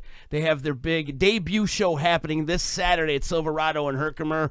You guys got to go out and check this out, man, because these guys are bringing heavy back to the forefront of metal. You know what I'm saying? For real. The metal. You guys say it like Rob Halford. Yeah, there you go. Metal. Here, talking to the mic. So get in there. Ollie, get in there. Get in there. Ollie, Mitch, welcome to the show, man. Great to see you guys. Thanks for having us, man. We go back years. Years and years. Years and years, and it's great to see you. And it's so cool that you guys are finally debuting this band, because, Ollie, you've been telling me about this band for a while. Oh, yeah. And you and Mitchell been writing music for a while. Me and Mitch been friends forever and been writing and working on stuff forever. And, I mean, even the cowpunk band we were in or whatever, What was the name of that again? Rust Belt Riot. Rust Belt Riot, man. We've always been doing something. That was fun, man. That was a good band. I had to band. learn some new, different licks for that. Yeah, but it makes you a better player, though. Yeah. Oh, yeah. I still kind of held some over and kind of incorporated them a little bit. That was fun. Help it. That was fun. It's fun stuff. Rust Belt Riot. So you got Sensory Divide doing the big show. It's happening this Saturday at Silverado and Herkimer. Go on out and check this out. Now talk about exactly what you guys are doing. I played the video, by the way. The video was pretty dope, man. The video cool, was man. great. Big ups to Alex That was Moore. a lot of work. Alex put that together, right? It's good to hear good It metal was coming awesome. out again, you know? It was awesome. Right. It was metal. Right. It really was metal. I Thanks, loved it. man. It was great. Thanks, man. I wanted to go stab people after I heard Yeah, that. we've been writing these songs for a while, without a singer, and then we finally got Jeff in March, and now it's full steam ahead. We were just writing. We didn't learn any covers at all for 8 months. Yeah, it was a while. We were just writing. So we got do the hard 5 part. solidified tunes now, and 2 have vocals solidified, and we're going to be recording them soon. Everything's recorded, guitars, drums, everything. So we're just waiting to put the vocals over top stuff. So we'll have something out soon for sure, but we'll be playing 2 originals this weekend. Excellent. And we want to get out and play covers, too, just to get people all pumped up about playing and hearing their Yeah, we got to play favorite a stuff, full show. But you're playing different covers, right? I mean, Yeah, they're different. We're trying to cover everything. Name some of the people you're covering. Oh, geez, Pantera to the... Got Kill Switch. There's Mastodon. See, nobody's covering this shit. Right? Nobody's covering this shit. Well, No. So when you hear a cover band, it's not you're not hearing K-rock music. No, Right. You're hearing metal. Yeah, we're not going for the, been there, done that kind of thing. We want to bring something that not too many people are probably scared to do. Right.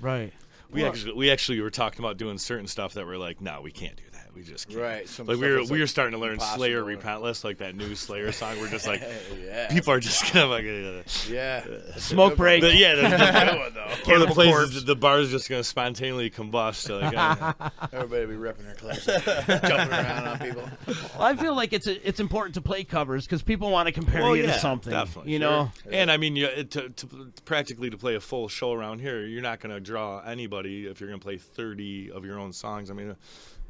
You know what I mean? We're doing some really harmonious stuff too. Like the Taproot's got a lot of 3-part harmonies and stuff, and we all sing. Alice in Chains Yeah, got tons the of Alice in Chains is big. We're doing Foo Fighters, like the new Foo Fighters, like some of the, it's got some good singing stuff in it too. So we wanted to mix everything together. We like that screaming and that pulsating, but we want the harmony too.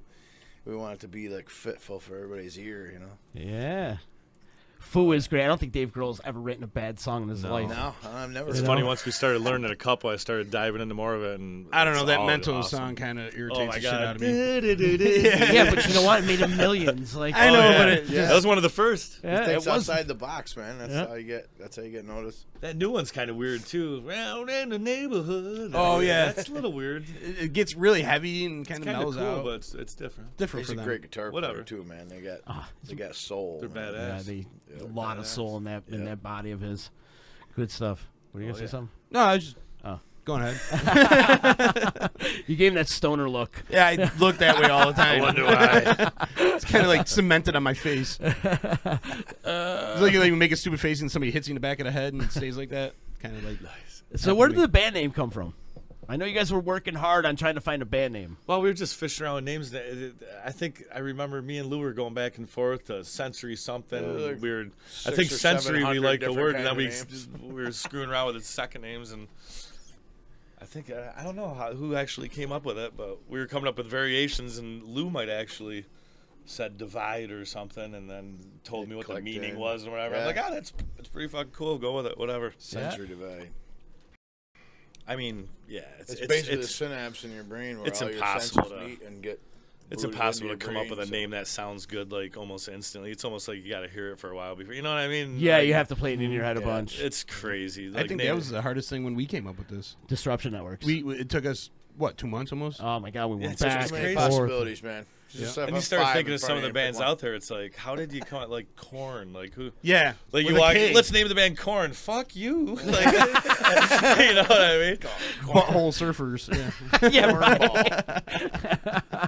Jesus, I can remember when I played in the Bomb way back in the day. Bear coming into the practice room saying, "Let's name the band the Bomb." I'm like, "Are you fucking kidding me? The Bomb? Like, that's the stupidest name ever." I was thinking like the Yo Boy, the Bomb. This shit's the Bomb shit. You know what I mean? But whatever. And that's why you and Bear are not in the band no more. Turned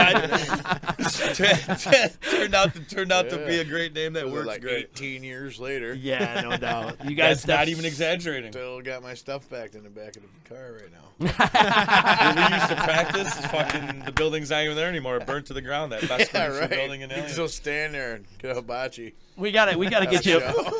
We gotta get you a bumper sticker that says "Have gear, will travel." You know, just leave it in the back of the van. Have gear in the back. Is it in there right now? No. Oh. No. No, that's some longevity my with the guitar Bomb. Gear, Though. My guitar gear is definitely packed in the back of my van. You don't see that every day. You don't. 18 years is like wow. Is it 18 years? 18 years. 18 years. I think the pegs were close to that, but 18. The only thing I've done 18 years consistently is masturbating, you know, and smoking weed. So that's about it. Yep. You know, think about it. 18 years is a long time. Yeah. Well, in that order, at the same time too. At the same time. Multi-talented. Ambidextrous. Right? Do it at the same time. You get the motions all mixed up. Yes, they got you on camera. So. Is now this the only show you guys got booked on the books right now? You got something planned for future? 23rd December at Crosways. Yeah, we're cool. playing Jimmy's. Yeah, good. Yeah, it's always a fun time with we want to start booking it up, man. Get going. Good. We can't get good if you don't go out and jam, man. Yeah, it's just gonna be tricky to just find the right places to play with this material, you know. Yeah. And it's kind of big. We're trying to stay on the big side of the gear, you know what I'm saying? So it sounds awesome and hits you in the chest, you know. Yeah. You guys playing 11? Playing 11? You guys play? Well, I don't know if you've seen Ollie play drums before. I don't know if you've seen Ollie play drums before, but this dude hits it like, how many sticks a show do you break? Would you average about 14 per show? No! if you're breaking that many, you're doing something wrong. This guy hits hard, man. Hard. Nice. So everybody's got to play over the top of him, so you know it's going to be loud and powerful. Yeah, it's kind of hard to contain myself sometimes. You're an animal, Ollie. Well, I still try to play dynamically and still, you know. No, you do hit hard. You're one of the hardest hitting drummers in the area. Well, when it comes to playing metal and shit, I mean, it's just kind of the way I feel about it. You know? Even when you play country, you were hard hitting. The dynamics go up to 12, I guess. Yeah. You should have been in Spinal Tap, man. You'd have been the perfect drummer for that. Nice. No, but it's so cool, man. I'm glad you guys finally got this band out because we've been talking for a while. You've been waiting to get this out there, and the problem you were running into was a lead singer. Yep. And where'd you find Jeff? Out of the woodwork, fucking Lou played in the band with him way back in the day, and he plays bass in a couple bands around the area, or did. Mm-hmm. Lou was in a band with him way back in the day playing bass. They had a different singer. I'm not even sure what the name of the band was, but Lou knew him, reached out to him. He came and threw down some vocals to one of our originals. Then he just came and he didn't even know any covers or anything. Covers too. Well, the first practice he didn't even do any covers. He just came and screamed some of the. It seemed to work out. We don't know what happened. He turned out to be great, man. Lou just chimed in on Twitch over here. He said Spinal Tap goes to 11. Yeah. I guess you said 12. Ollie goes to 15. Look, Jeff's a great guy. He's turned into be a great vocalist. He can scream like a son of a bitch. Brings the power, which a lot of guys who sing, it's hard for them to get the screaming because they don't want to ruin their voice or whatever. He's wicked friendly too. He likes to hang out and laugh, man. Have a good time. Never seen him on stage, but I presume it's going to be a good time. Awesome. I'm surprised this is the only band you're playing in, Ollie. Because you're usually playing in multiple bands. I'm a whore. You're a whore. You do it for money. Yeah. Whores do it for money, sluts do it for fun. So if you're out there and you need a drummer to fill in on the weekends, give me a call. We'll whore you out right now. Throw me the set list. I'll be ready to play in a couple days. No, but it is shocking to me because you are out there playing in multiple I really can't even get in another band or do anything. I mean, we're putting so much time and focus into this that I don't have time to really do anything. And the material we're playing, if you don't practice this stuff, like we find ourselves, if we don't practice certain songs, we touch on them 2 weeks later. It's like, oh fuck, we gotta stop a couple times, fix everything. Forgot that part. I mean, we're pretty picky too. We don't let anything slide through when we're practicing. Like as soon as we hear anybody play something, we just stop and address what's going on. It becomes super critical. Yeah, it's kind of essential, it has to man. be. I mean, it gets a lot done that way. I can't tell you how many years I played and we played the same mistake every time. And you're sitting in your car listening to radio. You're like, holy shit, I'm supposed to. Oh my god, I didn't realize you were playing that. What the hell did I just do there? Yeah, I missed that whole part. It's nice to get precise. But it's funny because a screw up can turn into the permanent way you're playing it, and everybody gets used They just get used to it that way, and it's the way you do it. It's like your style now. Yeah. And we're still kind of calling each other out. Like we've been playing stuff one way, and it still happens every time we play something, man. When you really get thinking about it. And there's so many versions of stuff. It's like you got to make sure everyone's learning the same version. But seriously, there's radio edits that they take 40 seconds off each song. We start playing it. We're like, what the fuck are you doing? Yeah. I listen to this version. Oh, that's why. You stopped too early. Yeah. Crazy. You stopped too early. We get shit done, though. Yeah, but it's important to build your chops, too. Like you said, stopping in the middle of practice. Like, what the hell are you doing? You got to address stuff like that. You do. Have to. It comes out so much better when you're done, when it gets tight, man. Oh, yeah. Takes a while to get to be able to understand and talk to each other in a room like that. Because, I'll be the first. I kind of get short and fucking spurt like I'm mad, but it's like that's just the way I. What the fuck you doing there, man? What the fuck is? Hey, they just learned it. You learn how to deal with each other. Yeah. We've also found it's just way quicker that way. Yeah, get to the point. Cut to the chase. Right there, there's no fiddle fucking around. Yeah. There's no beating around a bush at all. Just hate to do it. prelim with everything. Like, hey, I'm not trying to be a dick here, but just fucking say it. But you are. Just say, yeah. When they open up with, I'm not trying to be a dick, you're trying to be a dick. Don't That's what I mean. I like to be around company where I don't have to prelim everything when I'm not saying that. Right, exactly. They already understand, Whatever. Beat around my bush. It seems to work out, though. Yeah, good, man. Well, so what's the plan with the band? I know you guys want to hit the ground running. Are you going to stay regional? You want to? Well, we'll see what happens. We're just going to try to get this CD thing fixed and, finished, and hopefully, start to open for, do some real shows, open for some nationals, keep on doing our own thing. That's why we're learning covers so we can play our own shows. Yeah. A whole show. Yeah. Maybe I think team up with some other locals around here. I think around here you got to kind of be creative.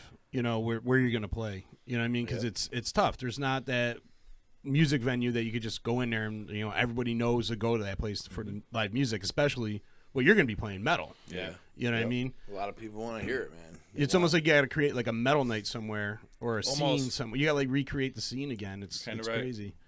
Yeah, like a masquerade. There you go. That's why we're trying to make the set list as accommodating.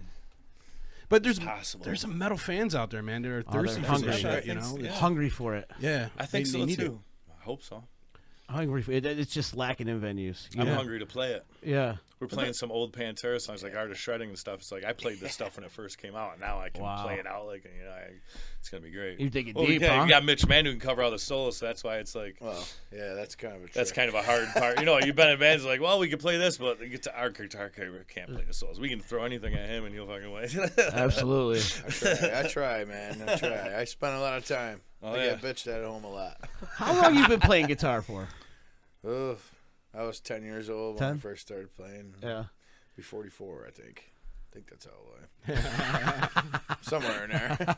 I remember Bob Lett told me the story. It's just funny. Bob Lett went to college, and he told me a story about how he met Mitch Mann. He's like, we needed a guitar player. He's like, every day I went to college, I seen this hippie up on the hill strumming his guitar. Used to see him up on the hill like on breaks and shit, strumming the guitar. He says, so one day I just walked up to him and said, hey man, you play guitar? You want to play whatever? And his mom was a painter too, and she was in the same class as me at Munson. So we went there. Small world. She was like, you should meet my son. I think you guys would get along. That's awesome. And I ended up going there, and I was there for fucking years, man. I stayed with Red Hush for years. That's awesome. That was the Red Hush years. We became Red Rum and got all, weirded out. We had a great time, man. Made no money or nothing. We just had a great fucking time forever. And then I just got tired of that. I was like, it got tiring. Big up to the boys in Red Hush, still doing it. Still doing it. Still they still practice in the same practice room they did. They got like their original poster still I think from we 30 years before. ago. They should play more. Yeah, they need to, man. Yeah, that's what. You gotta bust out. Yeah. Quit working, Mark. Go play more. Yeah, 30 years and plus, right? I feel like they've been doing it longer than 30 years. When I was 16 and original bands getting going, we used to open for Red Hush, and it was weird. Yeah. It was. I think I don't know. It's like we were these kids, 16 years old. They had like these contracts. We weren't leave anything on stage. We'd be cleaning all this shit. We're like, what the fuck is this? We're in high school. We're playing as Shakers, man. The fuck? We're not playing Madison Square Garden. The fuck? You know what I mean? Fucking Shakers. Mitch, you were 10 years old when you started playing. What was that first influence that you had that made you want to play? My brother. Your brother? My brother. And my father. They both played. My father couldn't play much. He played a few chords, but he wrote good songs, man. Like, yeah. Kind of Neil Young style stuff that really means something to you, and that I wanted to play. And then when my brother came home from Louisiana, he lived in Louisiana. He's quite older than me, and he was all long hair and earrings and guitars and all chicks around, And I was like, yeah, that's what I want to do. Forget being a dentist. I want to go do that, So yeah, ever since then, man. I learned, what was the first song I ever learned? Was Smoke on the Water. Oh, Jesus.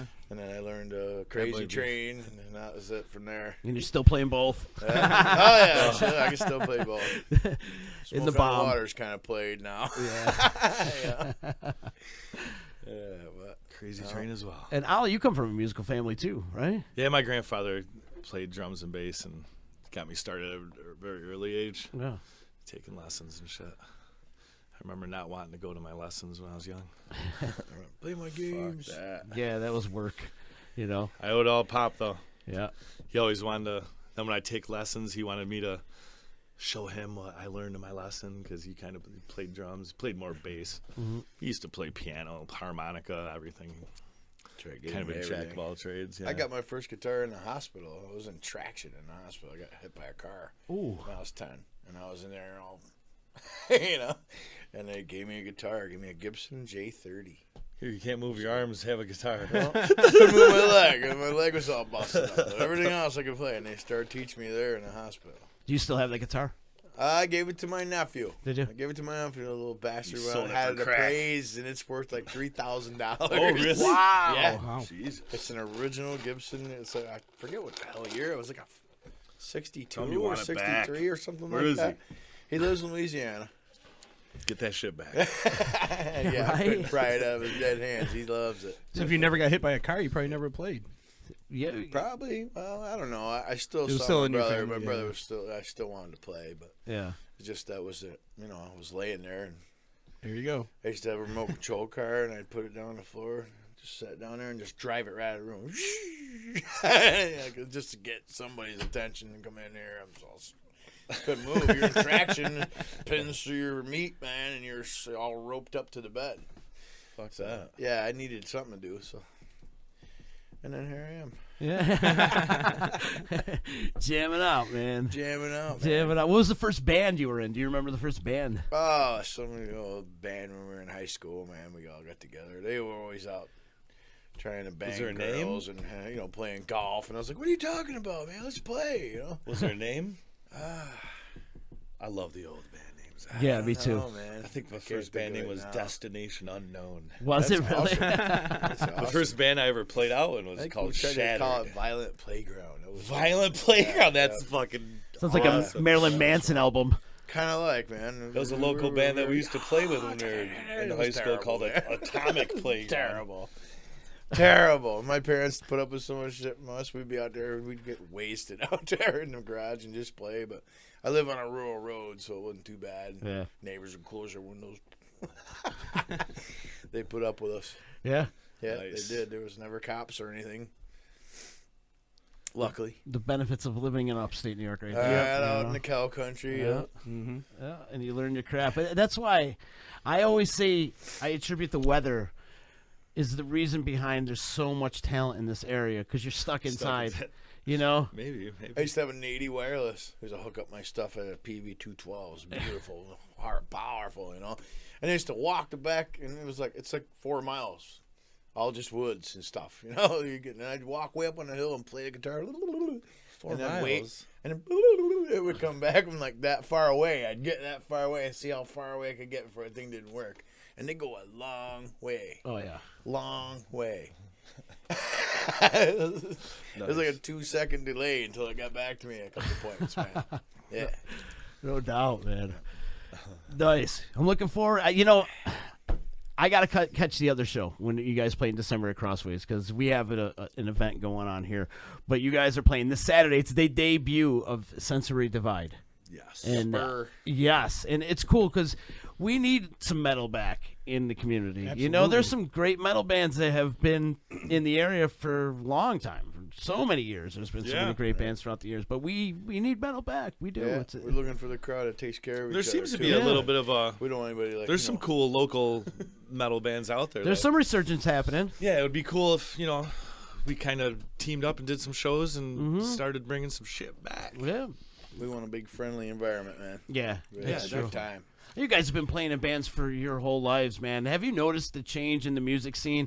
And I mean, change is like back in the day where it used to be more of a competitive thing, where now it's more of a brotherhood thing. The competitive thing was kind of weird. All these battle of the bands and shit going on. Remember that? Yeah, that was We're not weird. Do football they even teams, have that man. anymore? We're not football teams. We're brothers, all of us. Exactly. They even have that anymore? Yeah.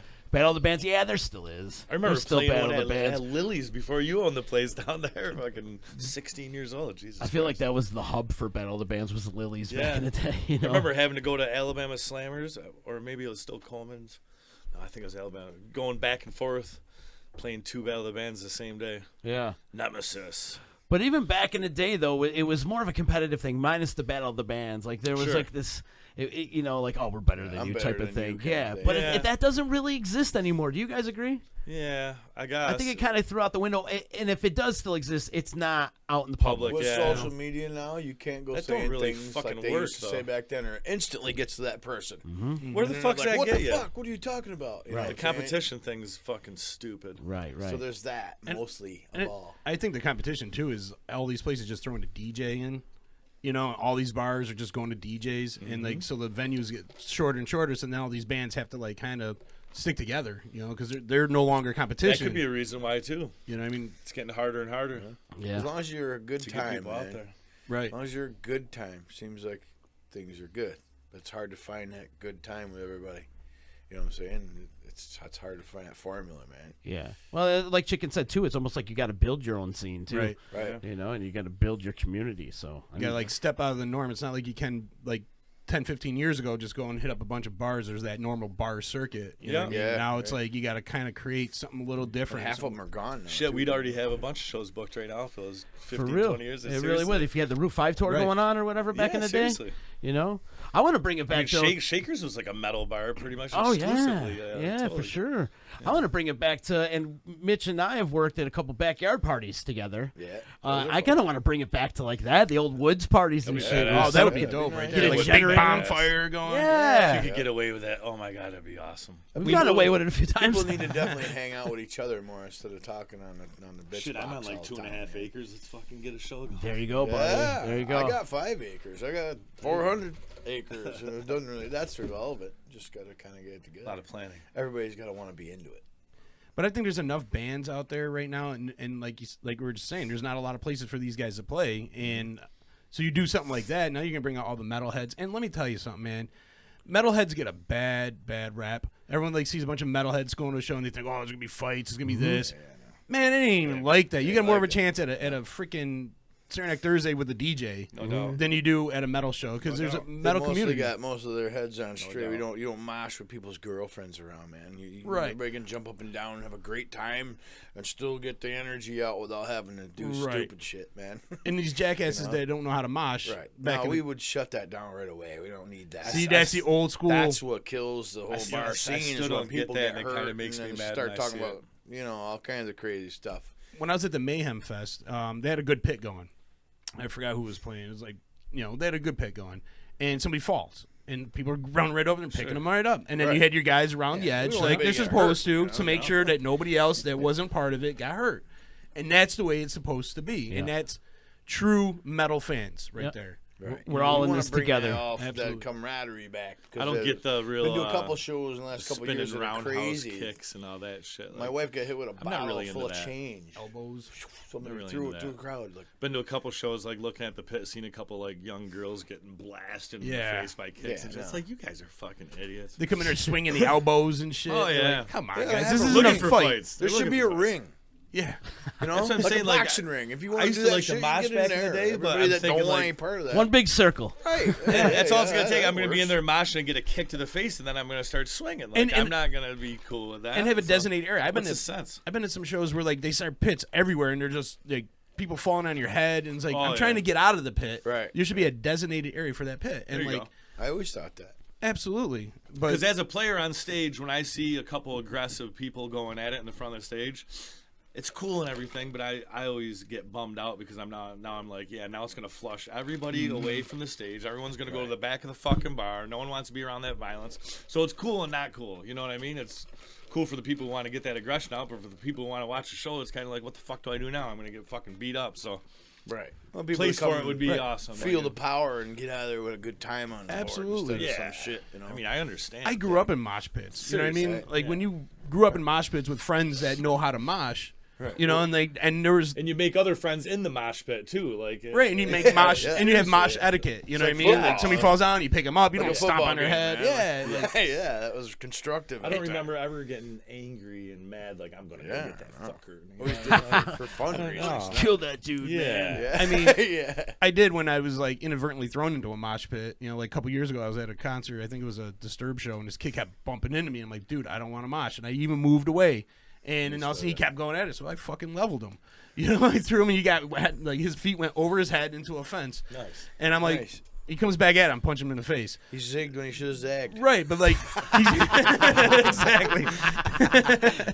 But it's like, go to a spot where people want to mosh, and that's what I thought was great about SPAC is they had a designated area and just let them be. And Did they really? Yeah, like right, where it comes down the hill and then it levels out and then you go underneath. Yeah. Right where it levels out, everyone mosh there. That's funny because I seen 311 there back in the day, and I actually had mosh pit tickets. That wasn't really a mosh pit, but it was a section. There were higher paid tickets, and it was a section called the mosh pit, and that's the tickets we had. So that's the area you're talking about? Yeah, I mean, these guys there were no tickets or anything. It's just as you're coming down off the hill and before you go inside, it levels out. And before you went inside. Before you went inside. Yeah, it's like right there out there. 150 yards away. Oh, absolutely. But these guys were going nuts, and it was great because nobody else was involved that didn't want to be involved. Right.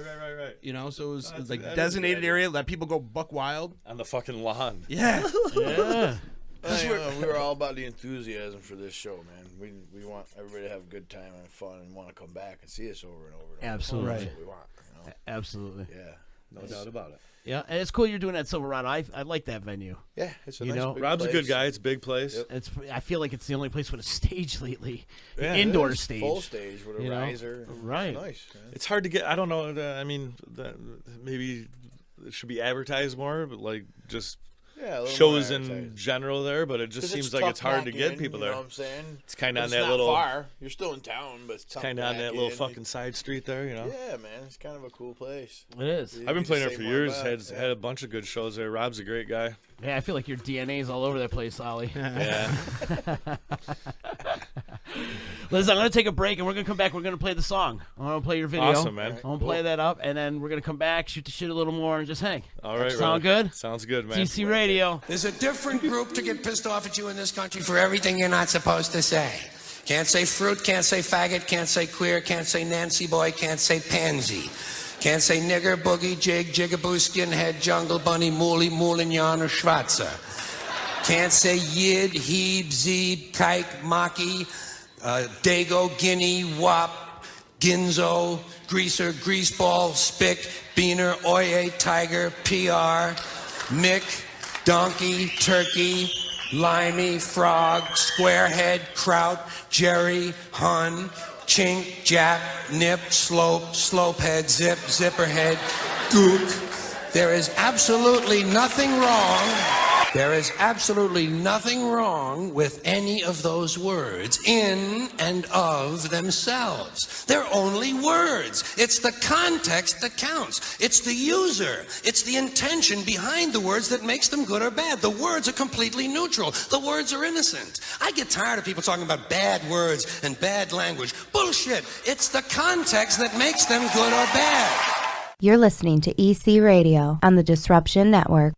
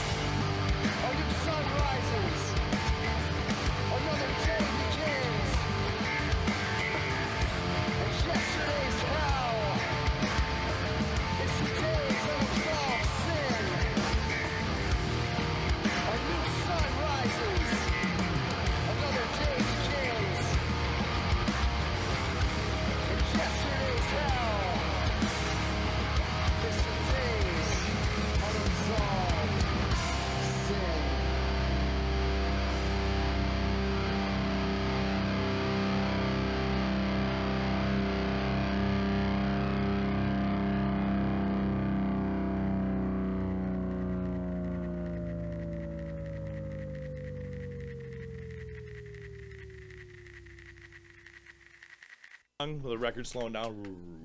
Yeah, I know. You got, No, seriously, that was my idea. I'm an overthinker, man. I had it on the thing. It's EC Radio. Right there, you heard Sensory Divide. Unabsolved is the name of that one. We just played it off YouTube. You have a great video out there. Go check out that video because it is absolutely amazing.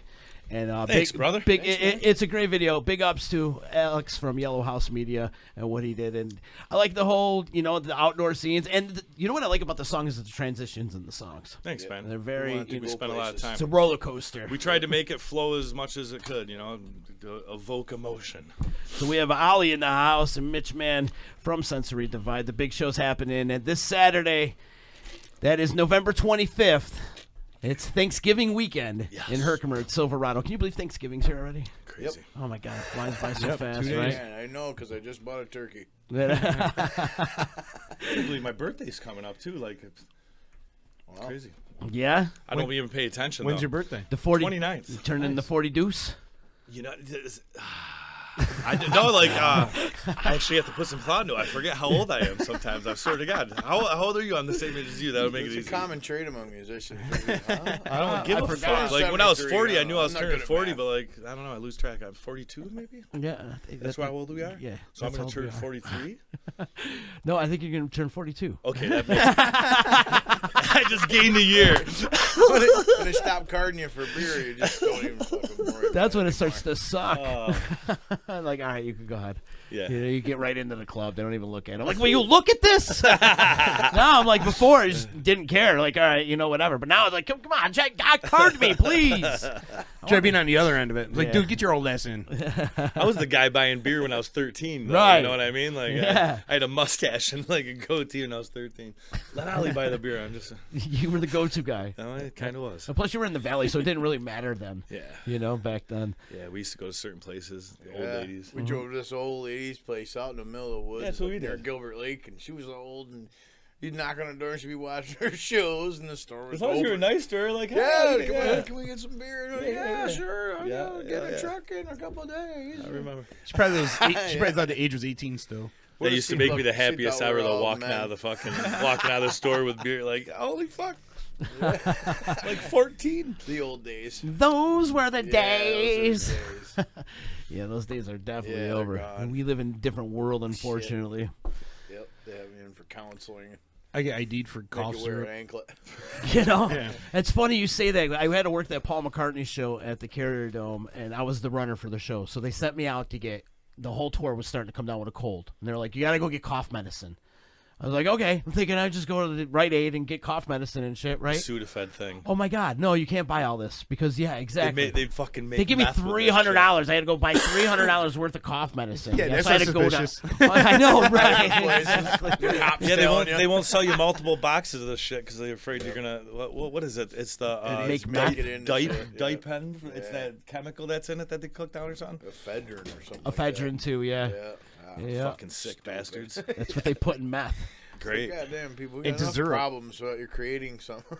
Yeah, I had to go to like 12 different Rite Aids to buy like $300 worth of cough medicine. Well, you can get really fucked up off a bottle of cough medicine. Oh, too. absolutely. Well, what's that purple Fucking drink? robo They're trip. in a bottle, though. Don't take the whole entire content. Holy What's that purple drink or syrup or whatever they fucking call it? Dynatab. Codeine. These guys are like putting like That's my codeine. They put it right in Yeah. grape juice. Or In whatever Canada, they got. codeine's legal over the counter. So are like low-line muscle relaxers. You can go right into any pharmacy and buy them.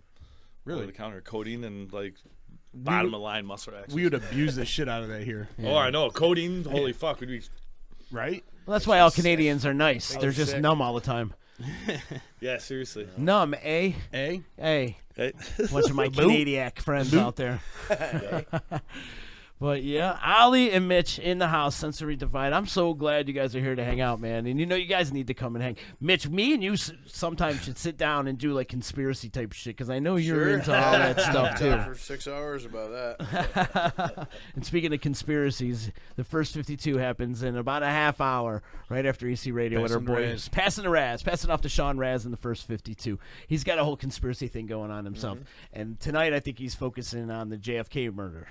Because it's the anniversary. Isn't today like the anniversary of it Yeah, or something? or tomorrow. Really? Or tomorrow or... So yeah, he's focused on the JFK. Do you have any opinions on the JFK assassination? I wasn't there, man. No, you're not gonna go there. Never heard of it. They get looking at the pictures and start developing ideas and pointing them out, and they actually find like things that are like, well, you know, so who the hell ever knows? Yeah. I watched a lot They of don't those want us too. to know. I don't think we're ever gonna find out. And even if they did tell you, would anybody really believe it? Right. You know, Because it's been he so said long too for much, and the people that hired him got pissed off with him, and that's what happened, man. I don't know. There's really nothing else I can say about it. Doesn't matter who did it or how they did it. You know what I'm saying? Somebody wanted him gone and did a good job. Hey, Clean I that don't know, shit man. right up. Yeah, he didn't last long. Mafia style. Yeah, his head came apart like a melon. CIA style. Yeah, right. The government is the biggest mob that there is. Yeah, You know. somebody's got to do it. Right. They're kind of close, you know, like a presidential mob. They're really good. They look the same the way they dress. Right. Well, you know, still talk to you. Trump runs the place like he's Mr. Gambino. Yeah, but the problem is, the difference is the mob has some sort of like honor, Yeah, yeah. whereas the government don't give a The fuck. government don't give a shit. Yeah, There's no yeah. honor there. Yeah. There's always somebody higher up there that you don't ever see. Yep. And you never really know who's watching your house and stuff. So they just tend to do what they're told.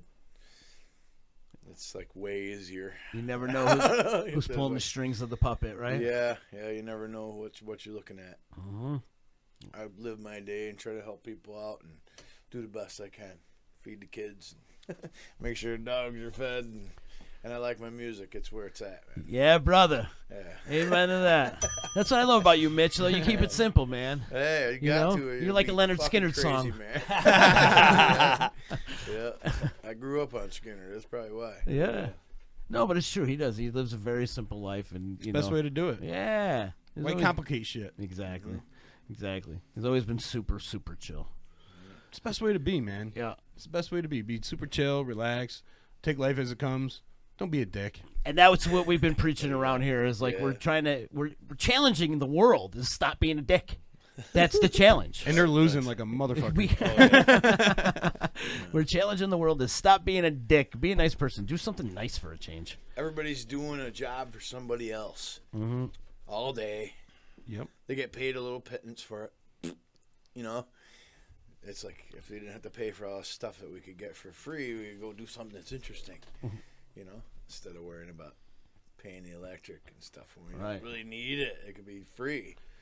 It comes out of the ground. What I think is great is like there's means to do that. There's means to get your electric for free and you get water for free, and then they get pissed off and like, oh, they went off the grid and let's you know. Right. You can't even collect rainwater. Yeah, you can't. Yeah.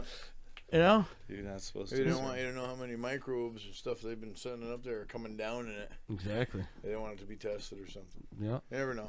There's a lot of the stuff you will hear on the first 52 with Sean Rance. He preaches a lot about chemtrails and stuff You never like that. know if it's true or not. Oh, yeah. You know? So it's like, I don't know. There's something going on up there. Did you Yeah. see the meme going around the social media of the pilot that drew a penis in the air? Oh. Did you see that? No. It No. sounds funny, though. I'm surprised it took this long for it to happen. Seriously, think about it. Everybody on board's like, whoa. He must have been pretty good. I didn't watch the whole video though. Like I seen where he was making the top. Gotta of get it. the left testicle. Yeah. Everybody's I'll show it to hanging you. on. And he made them even too, and like Oh, one the didn't oxygen sag mask lower than the coming other. out. Oh, really? Yeah, See? they weren't traditional testicles. They were big nuts. Yeah, they're even. They're even. The left one naturally hangs lower. Is that what it is? The left? It's definitely. Check it out. Stand up. Depends on stand up. Stand It's the up. left one. Oh yeah, you're right. That's why I wouldn't. I Whatever know I'm flies the right floor because first. if you lift stuff heavy above your head, if you don't have support, it pulls on that bottom one that hangs lower, and that's how you get a hernia. Oh. So that's why you're supposed to wear your support when you lift above your head because it pulls Like on that your fucking when you really ball. laugh really hard and one of them jumps up and down. So what does that mean? Yeah. I don't know what that means. Grab that shit. I can hang on. You got a Mexican jumping testicle. Jumping testicle bean. Yeah, bean. Ollie, it sounds like you're versed in this matter. Well, frankly, I don't wear underwear, and I've had to go. Dude, me neither, brother. Me neither. I stopped wearing underwear in the 90s. I've had to go to the doctor before because my ball hurt, and I had an enlarged vein on my left testicle, and he said it was from heavy lifting above my head. So if I'm going to be lifting anything above my chest, shoulders, to wear something that supports that left ball that naturally hangs lower, because when you're pulling up above your head, it just makes sense. It pulls on that fucking ball, man. So would he give you a medical like sock cock or something? Cock sock? No, it wasn't. It was just hold your balls in place. Yeah, he just ball informed me brace. what was going on. And A that ball was about bridge, it. a ball brace. A ball brace. It looks like a bra. I mean, that was like fucking 20 years ago too. That was a long time ago. That was a long time ago. Nice. Now we know about your testicles. Yeah, excellent. There's another funny Cross part of that that one story, out. but I don't really feel like telling it. All right, yeah. I'm sure it gets a little weird after that. No, He's gonna tell us about his colonoscopy. Right. Well, you're at that age though too, where you got to see the doctor and check on your health too. Fuck it, I'm gonna tell you the rest of it. So when I actually went to the doctor to get that checked, I was young enough where my dad took me. I was in the doctor's house with my dad. I don't believe I'm gonna say this. So I was 18, 19 years old, you know, and doctor, he's like, pull down your pants, whatever. He checks out the balls, and he goes right for my dick, and he grabs the foreskin under my dick, and he pulls out. He's like, wow, you weren't circumcised too well, were you? I'm like, aren't we here to talk about my fucking ball? And my dad's behind me sitting there. It's like, this is kind of uncomfortable. My dad's like, this guy's pulling. He pulled down on my foreskin, like pulled it down. You're a little lit in there. I think I'm pretty well circumcised, though. You know, I don't have the big fucking sheath. You know, There's like a Cheeto in there. But that was a pretty weird situation, though. You know, couldn't you imagine? Like, And then I'm like, what the fuck? it's obviously it scarred you for life too. 20 years later, here I am fucking telling the world. The doc stretched my foreskin. He pulled right on it, and he was like, he no wasn't reason. American. He was like an Indian guy, so he had that little accent. You know what I mean? He was interested in foreskin. I think my dad might have mentioned something in the car on the way back or something too. Like, It's unfortunate that our demographic is all male, because if it was female, maybe they would want to come check it out. Yeah, right. They're all measuring I heard the about your foreskin. mis-circumcised penis. no, I don't think it's missed though. I think it's just fine. I don't know what he was talking about. He Really. jumped at the time. I feel like I get a personal story out of him every time we do this. Yeah. Hey, man. Whether on or off camera, you're hit. I love it. It doesn't really. I don't have a processor. Actually, that I processed that for about 3 seconds, and I was just fuck it. Fuck it. Well, I'm glad you shared that with us. Whatever, man. It's fine. What was the day that made you stop wearing underwear, though? Oh shit, that was in high school. Like I stopped wearing underwear at a young age, like real young. Mm-hmm. I think that was my problem with the ball thing, but I don't know why. No zipper incidences? In high school, yeah, I remember zipping up like, yeah, that's bad. I did but that once. But then once you do it once really bad, Yeah, you kind of learn don't. really Yeah. fast. There's a rhythm. And it wasn't my to it. ball. It was Yeah. like it was everybody what the had to done doctor it was one yanking time. on. That little thing got a little fucking Yikes. little fucking turkey. Caught the mud flap. I need that protection, man, with the underwear. Then if I ever shart, I mean, Oh Jesus. if you shart, at least you got the underwear to protect you. yeah. Just dump the underwear and you're good to go. Just dump them. I don't know what it is, man. It's just that when I put them on now, it's just I can't find a pair that's good for me. You know, even the boxers, they just all bunch up. You know, Yeah, it's uncomfortable for it's me, too. uncomfortable I as always fuck. had Once you some get nice, used to it, the friendly one way, it's female like you making can't sure go mine were back. clean. So they were always there. So I just always wore them. And now I guess can't even think about it without it. Right? Playing, especially You know? playing drums, I can't. They bunch up. They get to be. I might as well be wearing a thong. It like it just keeps on riding up. See, like that zipper, like leave an imprint. Your dick look like fucking Frankenstein. No.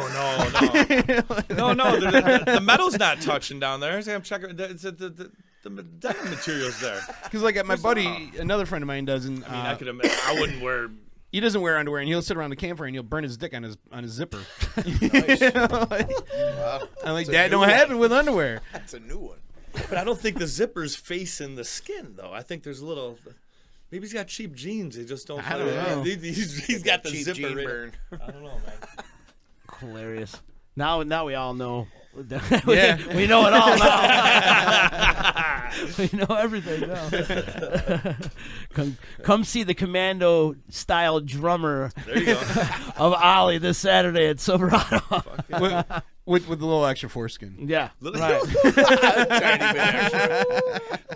You did go there. It's out there now, dude. You know that. Hey, man, I don't think it's that bad. You're welcome to check it out. You like pull it I'll out pass. like he's looking at an old couch. Like there's Yeah, like like- loose change in there and shit. Yeah, I hide my quarters in there, man. Hey, hold on a second. Yeah, 27 cents. Yeah, we got. What the fuck? If any women out there want to give Ollie an examination and give us a report on it, There you go. 315-505-8433. Sure. I don't need Hit to us up. report. He's like, you're welcome to check it out. I'm like, I don't want to check it out. But I'll read the report. Yeah, I'll read the report and give you all the lowdown. Interesting. Oh, you cracked me up, dude. No shame. No shame. You cracked me up. You've never had a filter though. No, I know. There has never been a filter with you. Sometimes it's a problem. Yeah, But it's a blessing and a curse. learn to deal with it. Oh man, good stuff. Jay Waka Flocka just checked in. He said something about Mary style. You know, how'd you get the beans above the Frank? Remember that? Oh, that was the worst scene in a movie I think ever. Where he zipped up his pecker in the freaking. Oh yes. Remember? And you got Something about Mary? Yeah. Yes. But man, I can't recall that. Yeah. And then they brought the fire department in. Never saw it. He called the fire department. Yeah, and Franks and beans. If I sit still longer than 10 minutes, somebody like nails me to like monopolize my time for the rest of the day. So I tend not to sit still. I hear you, brother. Do I want to watch a movie? Well, who's here? You know? Who's coming around? Can I get comfortable? What do you guys do for Thanksgiving? You guys do the parent thing or? Yeah, go down there. Eat whatever's there. Yeah, just mange. I just got a new oven, so it's a nice over under. So we're cooking. Fuck, in I'm my a house vegetarian this like 8 months ago, so I'm just. Oh, yeah? I'm gonna be eating side dishes and. I feel like Mitch killed his turkey like yesterday. It's hanging waiting. It's hanging waiting. I hate killing things, man. I used to be able to Yeah. hunt and all that shit, and somewhere along the lines, I just hate killing things now. Yeah. I got all these chickens we were gonna kill them and everything else. I just ended up with like 25 pets, you know, and they all follow me all over the place, man. There's It's like shit a everywhere. fucking cloud of chickens follow me around my house. Nice. They try to come in and shit. Like, You like the eggs? Use the eggs, yeah, the eggs, yeah, sure. Do you name Find them? all over the fucking place. You name them. Did you name all 25 of them? Only the roosters, really, because they're the ones that got any kind of attitude. Wow, that was a really right good impersonation right there. Yeah. It's fucking real. It's intense, man. For a tiny little, brain, they get a lot of balls, man. They're actually inspirational a lot of times. They get their ass kicked and come back. Yeah. All bloody. Yeah, they don't care. Just like That's that, man. straight up. They come running right out. No quitting their game. Yep. They're not fooling around. None at all. How many eggs would you get, like, per bird? It's like 2 a day. Two a at day? At the, like most. Yeah. Wow. That's But great. they got eggs It's out breakfast. inside them. The eggs are already developed inside them. They have no choice. They come out whether they like it or not. Mhm. So wherever they are, the eggs come out. So if you keep them in the house, they're good for eggs, but I couldn't kill them. The meat birds just kind of got old and died on their own. They didn't really bother with them. Yeah. They get big if you let them. Do you have a lot of animals around the house? I got dogs and cats. So dog and cats and chickens. Used to have chickens. Dog, cats, and chickens. Yeah. After the whole summer, and a fox got over there. I got like 5 left now. So, but I still like them. Yeah. Still find an egg or 2 here and there. Right on. Worth it. It's worth feeding them, I guess. All you need is bacon. You're good. You get yourself a pig. That's Being a neighbor. vegetarian, that was the biggest. Yeah, vegetarian. I love bacon. No more bacon. Oh, you're a vegetarian? Yeah, for like 8 months now. What made you do it? Just I don't want to sit here and get into a real discussion You about wanna it, eat but cleaner? no, just no, not even that. Just the whole bullshit fucking meat industry. I'm just the not, Monsanto crap. I'm just not into the whole deal. So, I hear you, man. then you spend high dollar and the meat you get is still bullshit. So Right. So like a lot of the local restaurants, there's a few of them, the farm to table thing. that's awesome. In fact, as a matter of fact, we got Tim Hardiman from Taylor and the Cook coming in tomorrow, which I'm looking forward to hanging out with my old friend. But he does farm to table too. Like That's you great. know where the meat's coming from. You know it's grass fed, and they're not putting any kind of steroids or any That's kind of awesome. injections into the. That's what I did cattle. for years, anyways. Like even for like 10 years, I was eating all that stuff, but it just got to the point I'm just like whatever. Mm-hmm. But not that I dislike meat. I just Still eating good. I hear you. I guess if I had a farmer who raised his own stuff, or maybe I'd eat meat. Yeah, maybe where you knew where it came from. Maybe. Right. It's fucked up what they're putting in our shit. It is. And the way they treat the animals too. It's like that's a whole nother thing too. That's whatever. Yeah. It's depressing. Yeah, it really is. It's really like, is. that's why I don't want to sit here and talk about it. Those fucking poor animals. You ever watch You guys watch Chickens Sausage were Party? fun. No, stuff. You haven't? Oh, check that. Sausage flick. Party? What's that movie? Yeah. Oh, that movie's hilarious. It's Sausage hilarious. Party? Yeah. I saw that. I sat still to watch that. It was funny as hell. It was funny. Yep. Why'd you bring up that? Because he was talking about food and stuff, and I was thinking about carrots getting slaughtered, and it just made me think of that movie, because you just see them making a salad and everyone's getting their heads chopped off. Yeah. No, that, but they're baby carrots. Yeah, the babies. That's terrible. That ending of that movie was hysterical. Oh, we have the orgy when they have the the orgy? Was it animated? Yeah. Yeah, it's pretty It's fucking funny, man. Seth Rogen and a few All other, right. Yeah, those It's not knuckleheads. for the children. That was Definitely not for the children. But yeah, that ending scene. Oh my god, I was crying. They have a food orgy. A food It's orgy. crazy, man. It's Basically really- like our football parties. It's Yeah. basically almost Come on, more buddy. than they'll show you on any other channel. Oh, hey, man. DJ East One in the house. How you doing? Yeah, good. Ease Beats and Biz coming up tonight, too. That happens 8 o'clock. With All the right. Ease What do you back guys in. got going on tonight? You don't know yet? You have no idea? You're just gonna wing it? There's a bunch of random people just coming in, so Oh, okay. it's That whatever. happens, too, around here. That's what happened today. Yeah. No. Bunch of random people. Who knows? It happens a lot around here. But no, cool. Ease Beats and Biz right after Sean Raz in the first 52. But right now, Gabe, do you wear underwear? What? you wear underwear, We're right? doing a survey. Yeah, bro. Yeah. What kind of underwear do you wear? Tidy Boxer whities? briefs. Boxer briefs. Boxer briefs? That's your things? Tidy whities. Never heard that in a long Circumcised? time. No. What did I just walk into? That's what's been happening the last half hour here, talking about. Circumcision and underwear. Yeah. I believe the higher percentage of males are circumcised, right? Like, is this Yeah, in the United States. right? It depends know. on your religion, kind of, right? Yeah. Yeah, I would say Sure, so. somewhere in Jewish. Botswana. Yeah, like, I That's mean, not so I didn't have a prevalent. choice in the matter. Like, Jewish guys keep it or whatever, right? Yeah. Yeah. I think we just found a title for your album: Circumcisions and Underwear. So my doctor was like, he was like just opposed to it. So he's like, we'll just cut it. So he was checking out your dick, dude. So you just got a little piece hanging out, so it's like a mullet dick. I got a reverse mohawk. Oh my! It's a mullet dick. That's good, man. That's good. Now that's an album cover. That's good.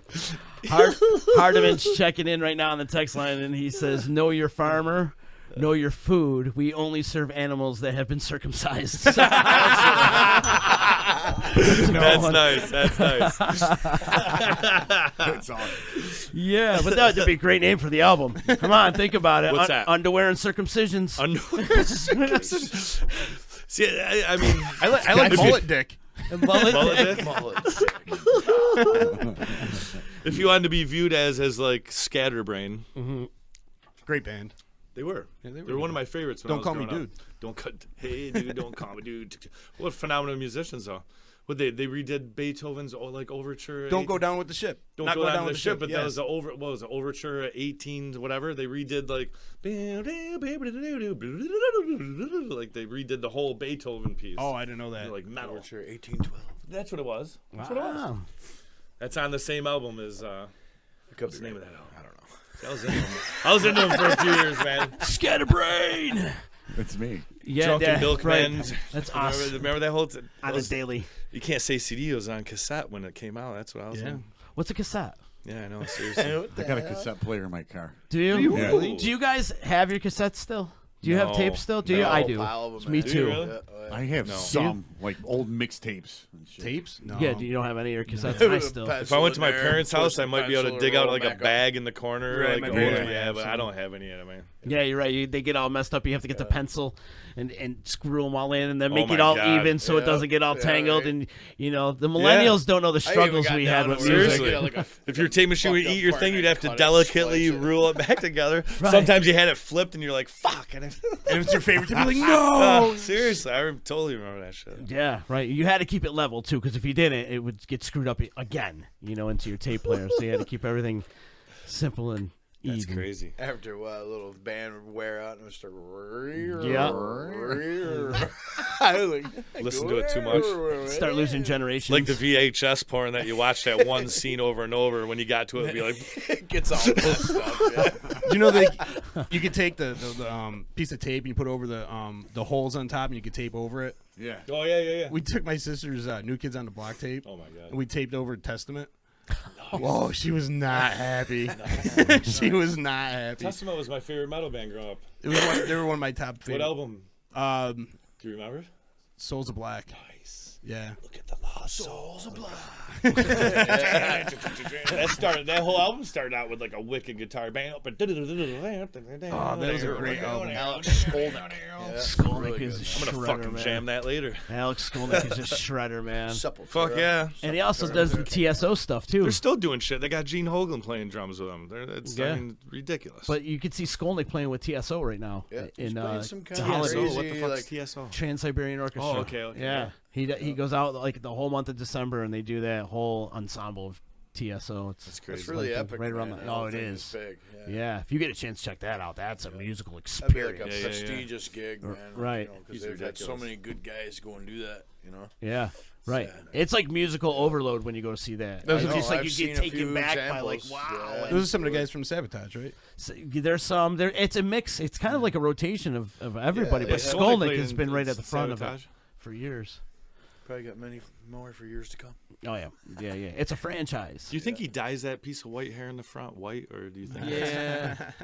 Yeah. I You think he does? Yeah. He just They're not fucking really overdoes white, it at more this point. gray. The last time I seen Yeah, him, but he has that one piece that's like. yeah, he's got the one piece. Oh, like Rashid Wallace had that, like that one little white piece on the top of his head. That's Skolnick. And he's had it for years. Yeah, yes, that's what I mean. Does he get the point where it's his trademark and he's like dying It's that? Yeah, Definitely his trademark. That is definitely his trademark. I seen him a couple years ago open for Anthrax, and he had the same thing, man. badass. Chuck Billy's huge. Big dude. I always loved Chuck. He's Oh yeah. One of the best growls in metal. great. He's like 6'6". Never had. He always has just the stem of the mic stand in his hand. Yeah. He's badass. He's a beast, bro. The song "The Ballad" was such a classic tune. Totally was. I mean, they're so heavy, but then you listen to the ballad, and they just it was such a well constructed song. Right. It totally was. You And can like, see they cut that a he lot can of- actually sing. They and- cut a lot of Preach shit is for my it. favorite album. That's a I think. great album. They cut a lot of shit for their smaller Even the later stuff. shit, like fucking Low and shit. It's great. Like with James Murphy playing guitar from Obituary, the James Murphy and that guy. It was awesome. Even when they didn't have Skolnick. I've loved Testament forever. Yeah. Great band. I love them. Absolutely. They really, and they're still doing it.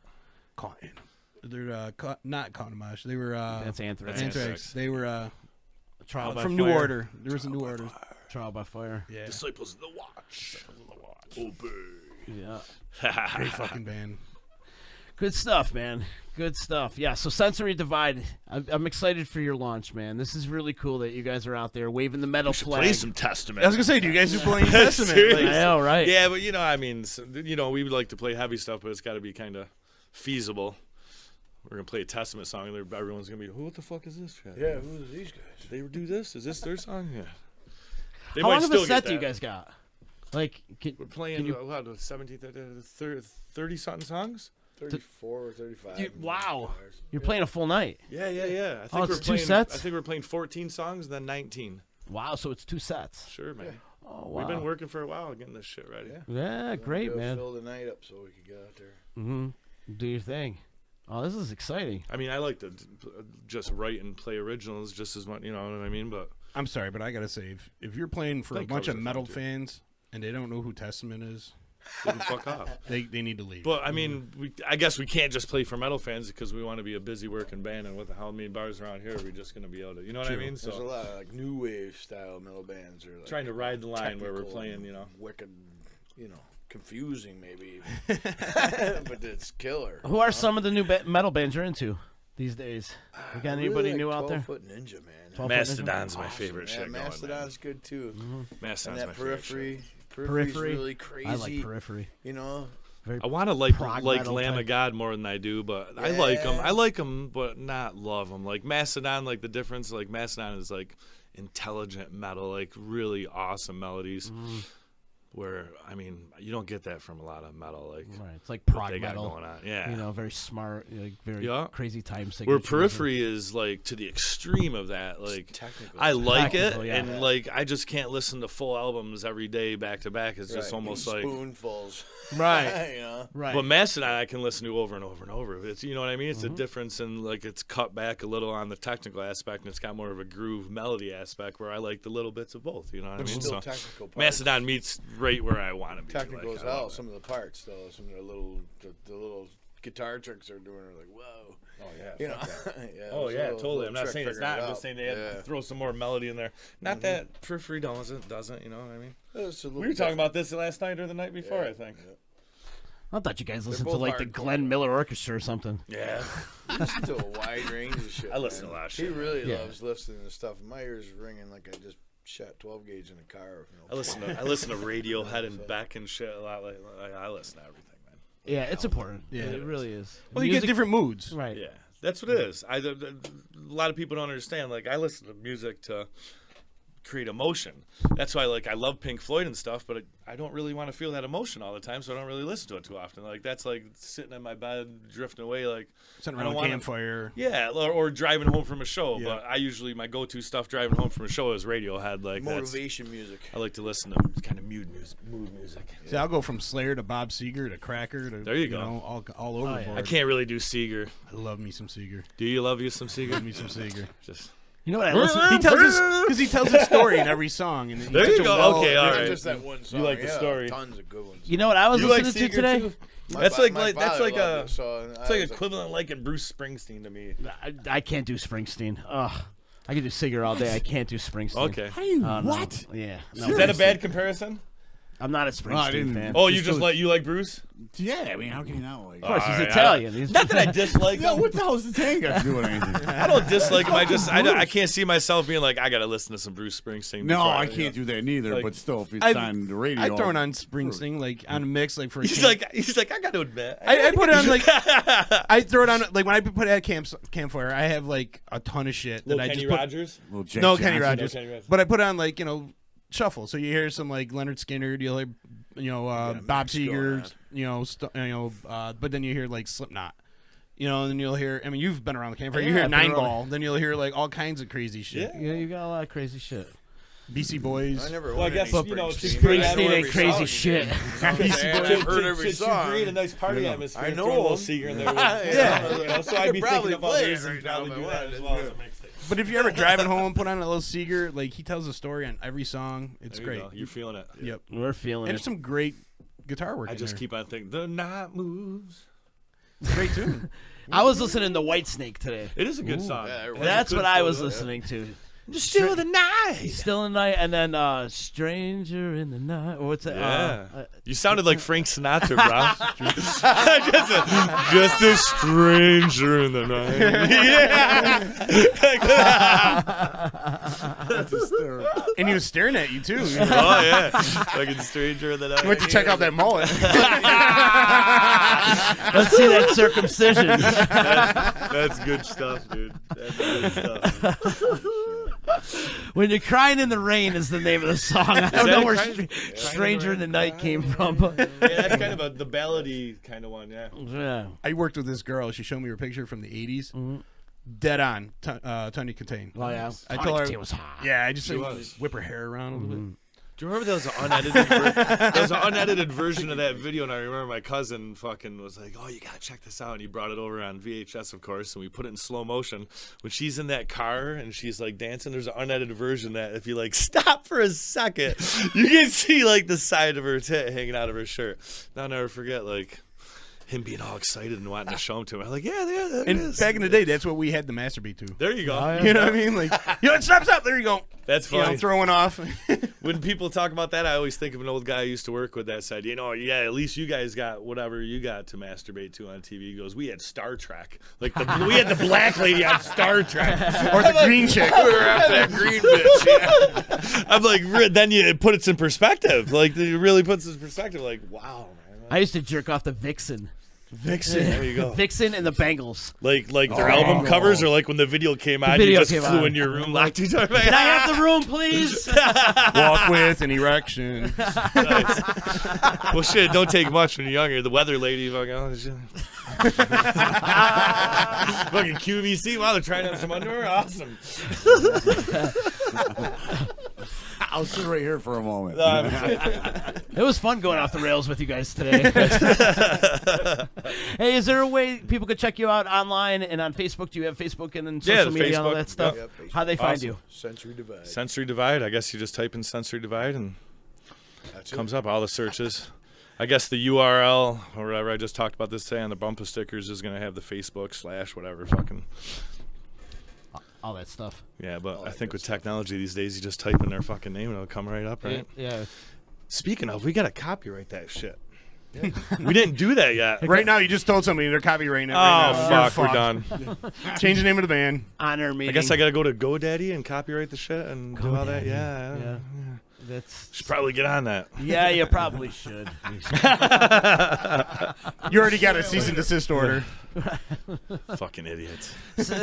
Sensory Divide, the debut is happening this Saturday. You got to go check it out, man. It's going to be great. I feel like you guys are an all-star band because you really are. You played in bands for years, and of course you with the Bomb for so long and Red Hush, and then also you got Lou who played in bands for years and years, and it kind of worked out perfectly because like we've weeded out all the band excuses. Can't kind of at this point can't settle for anything less than the best, and my personal opinion, I feel we got the best musicians at their craft in this band. You know what I mean? So I feel that, I'm happy to work with these guys. Everything's awesome. We're all on the same level. It's gonna be great. And you guys are in a good place. Yeah, love it. And you still like each other, right? Oh, fucking! It's all smiles practicing, man. It's fucking. We're just having fun, man. It's awesome. It's good stuff, man. It's gonna be badass.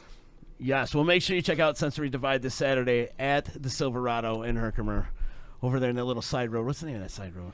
Oh, Jesus. Right over by Denny's. Yeah, it's by Denny's. Right. Marginal Road. Marginal Road, that is it. I made the flyer, so it just came to my head. It's right behind Denny's, off the thruway exit. Can't miss it. It's a nice big place. You don't have to worry about being in a crowded place. You can find your room if you're that kind of person. It's big enough to get away.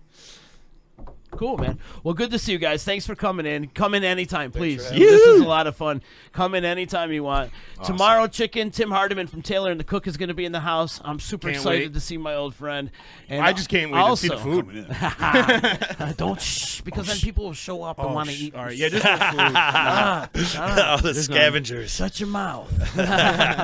But they just won an award, a huge award, in the culinary world, so we'll talk to Tim about that, and I'm pretty happy for him, man. They've busted their ass for many, many years, and all the hard work is definitely paying off. And then, yes, and also tomorrow, Mike the Vice is calling in with his football picks. He dogged us last week. Yeah, he did. And we got a bone to pick with that sumbitch, by the way. So we got to make sure. Sumbitch. We do. We got a bone. Because the last time he called, he went like 0-4. So we're down a couple boxes of ziti. And tomorrow we also have a Wednesday edition of the D-Line. We're coming on right after. Tomorrow, yes. Greg Williams is joining us. Get your plugs in there, fucking chicken. Yeah, I am. Get your plugs in there, pal. He's Beats and Biz, 8 o'clock tonight. Make sure that. And we got to hand it off to Sean Raz in the first 52. We'll see you tomorrow.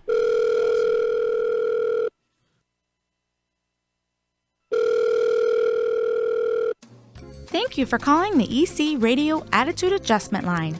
Press 1 if you need a good slap in the mouth. Press 2 if you need a stern verbal lashing. Press 3 if you need a timeout. Press 4 to respond to the voices in your head. Press 5 if you need to talk to your mom. And if this is an actual emergency, please hang up and call someone who gives a shit.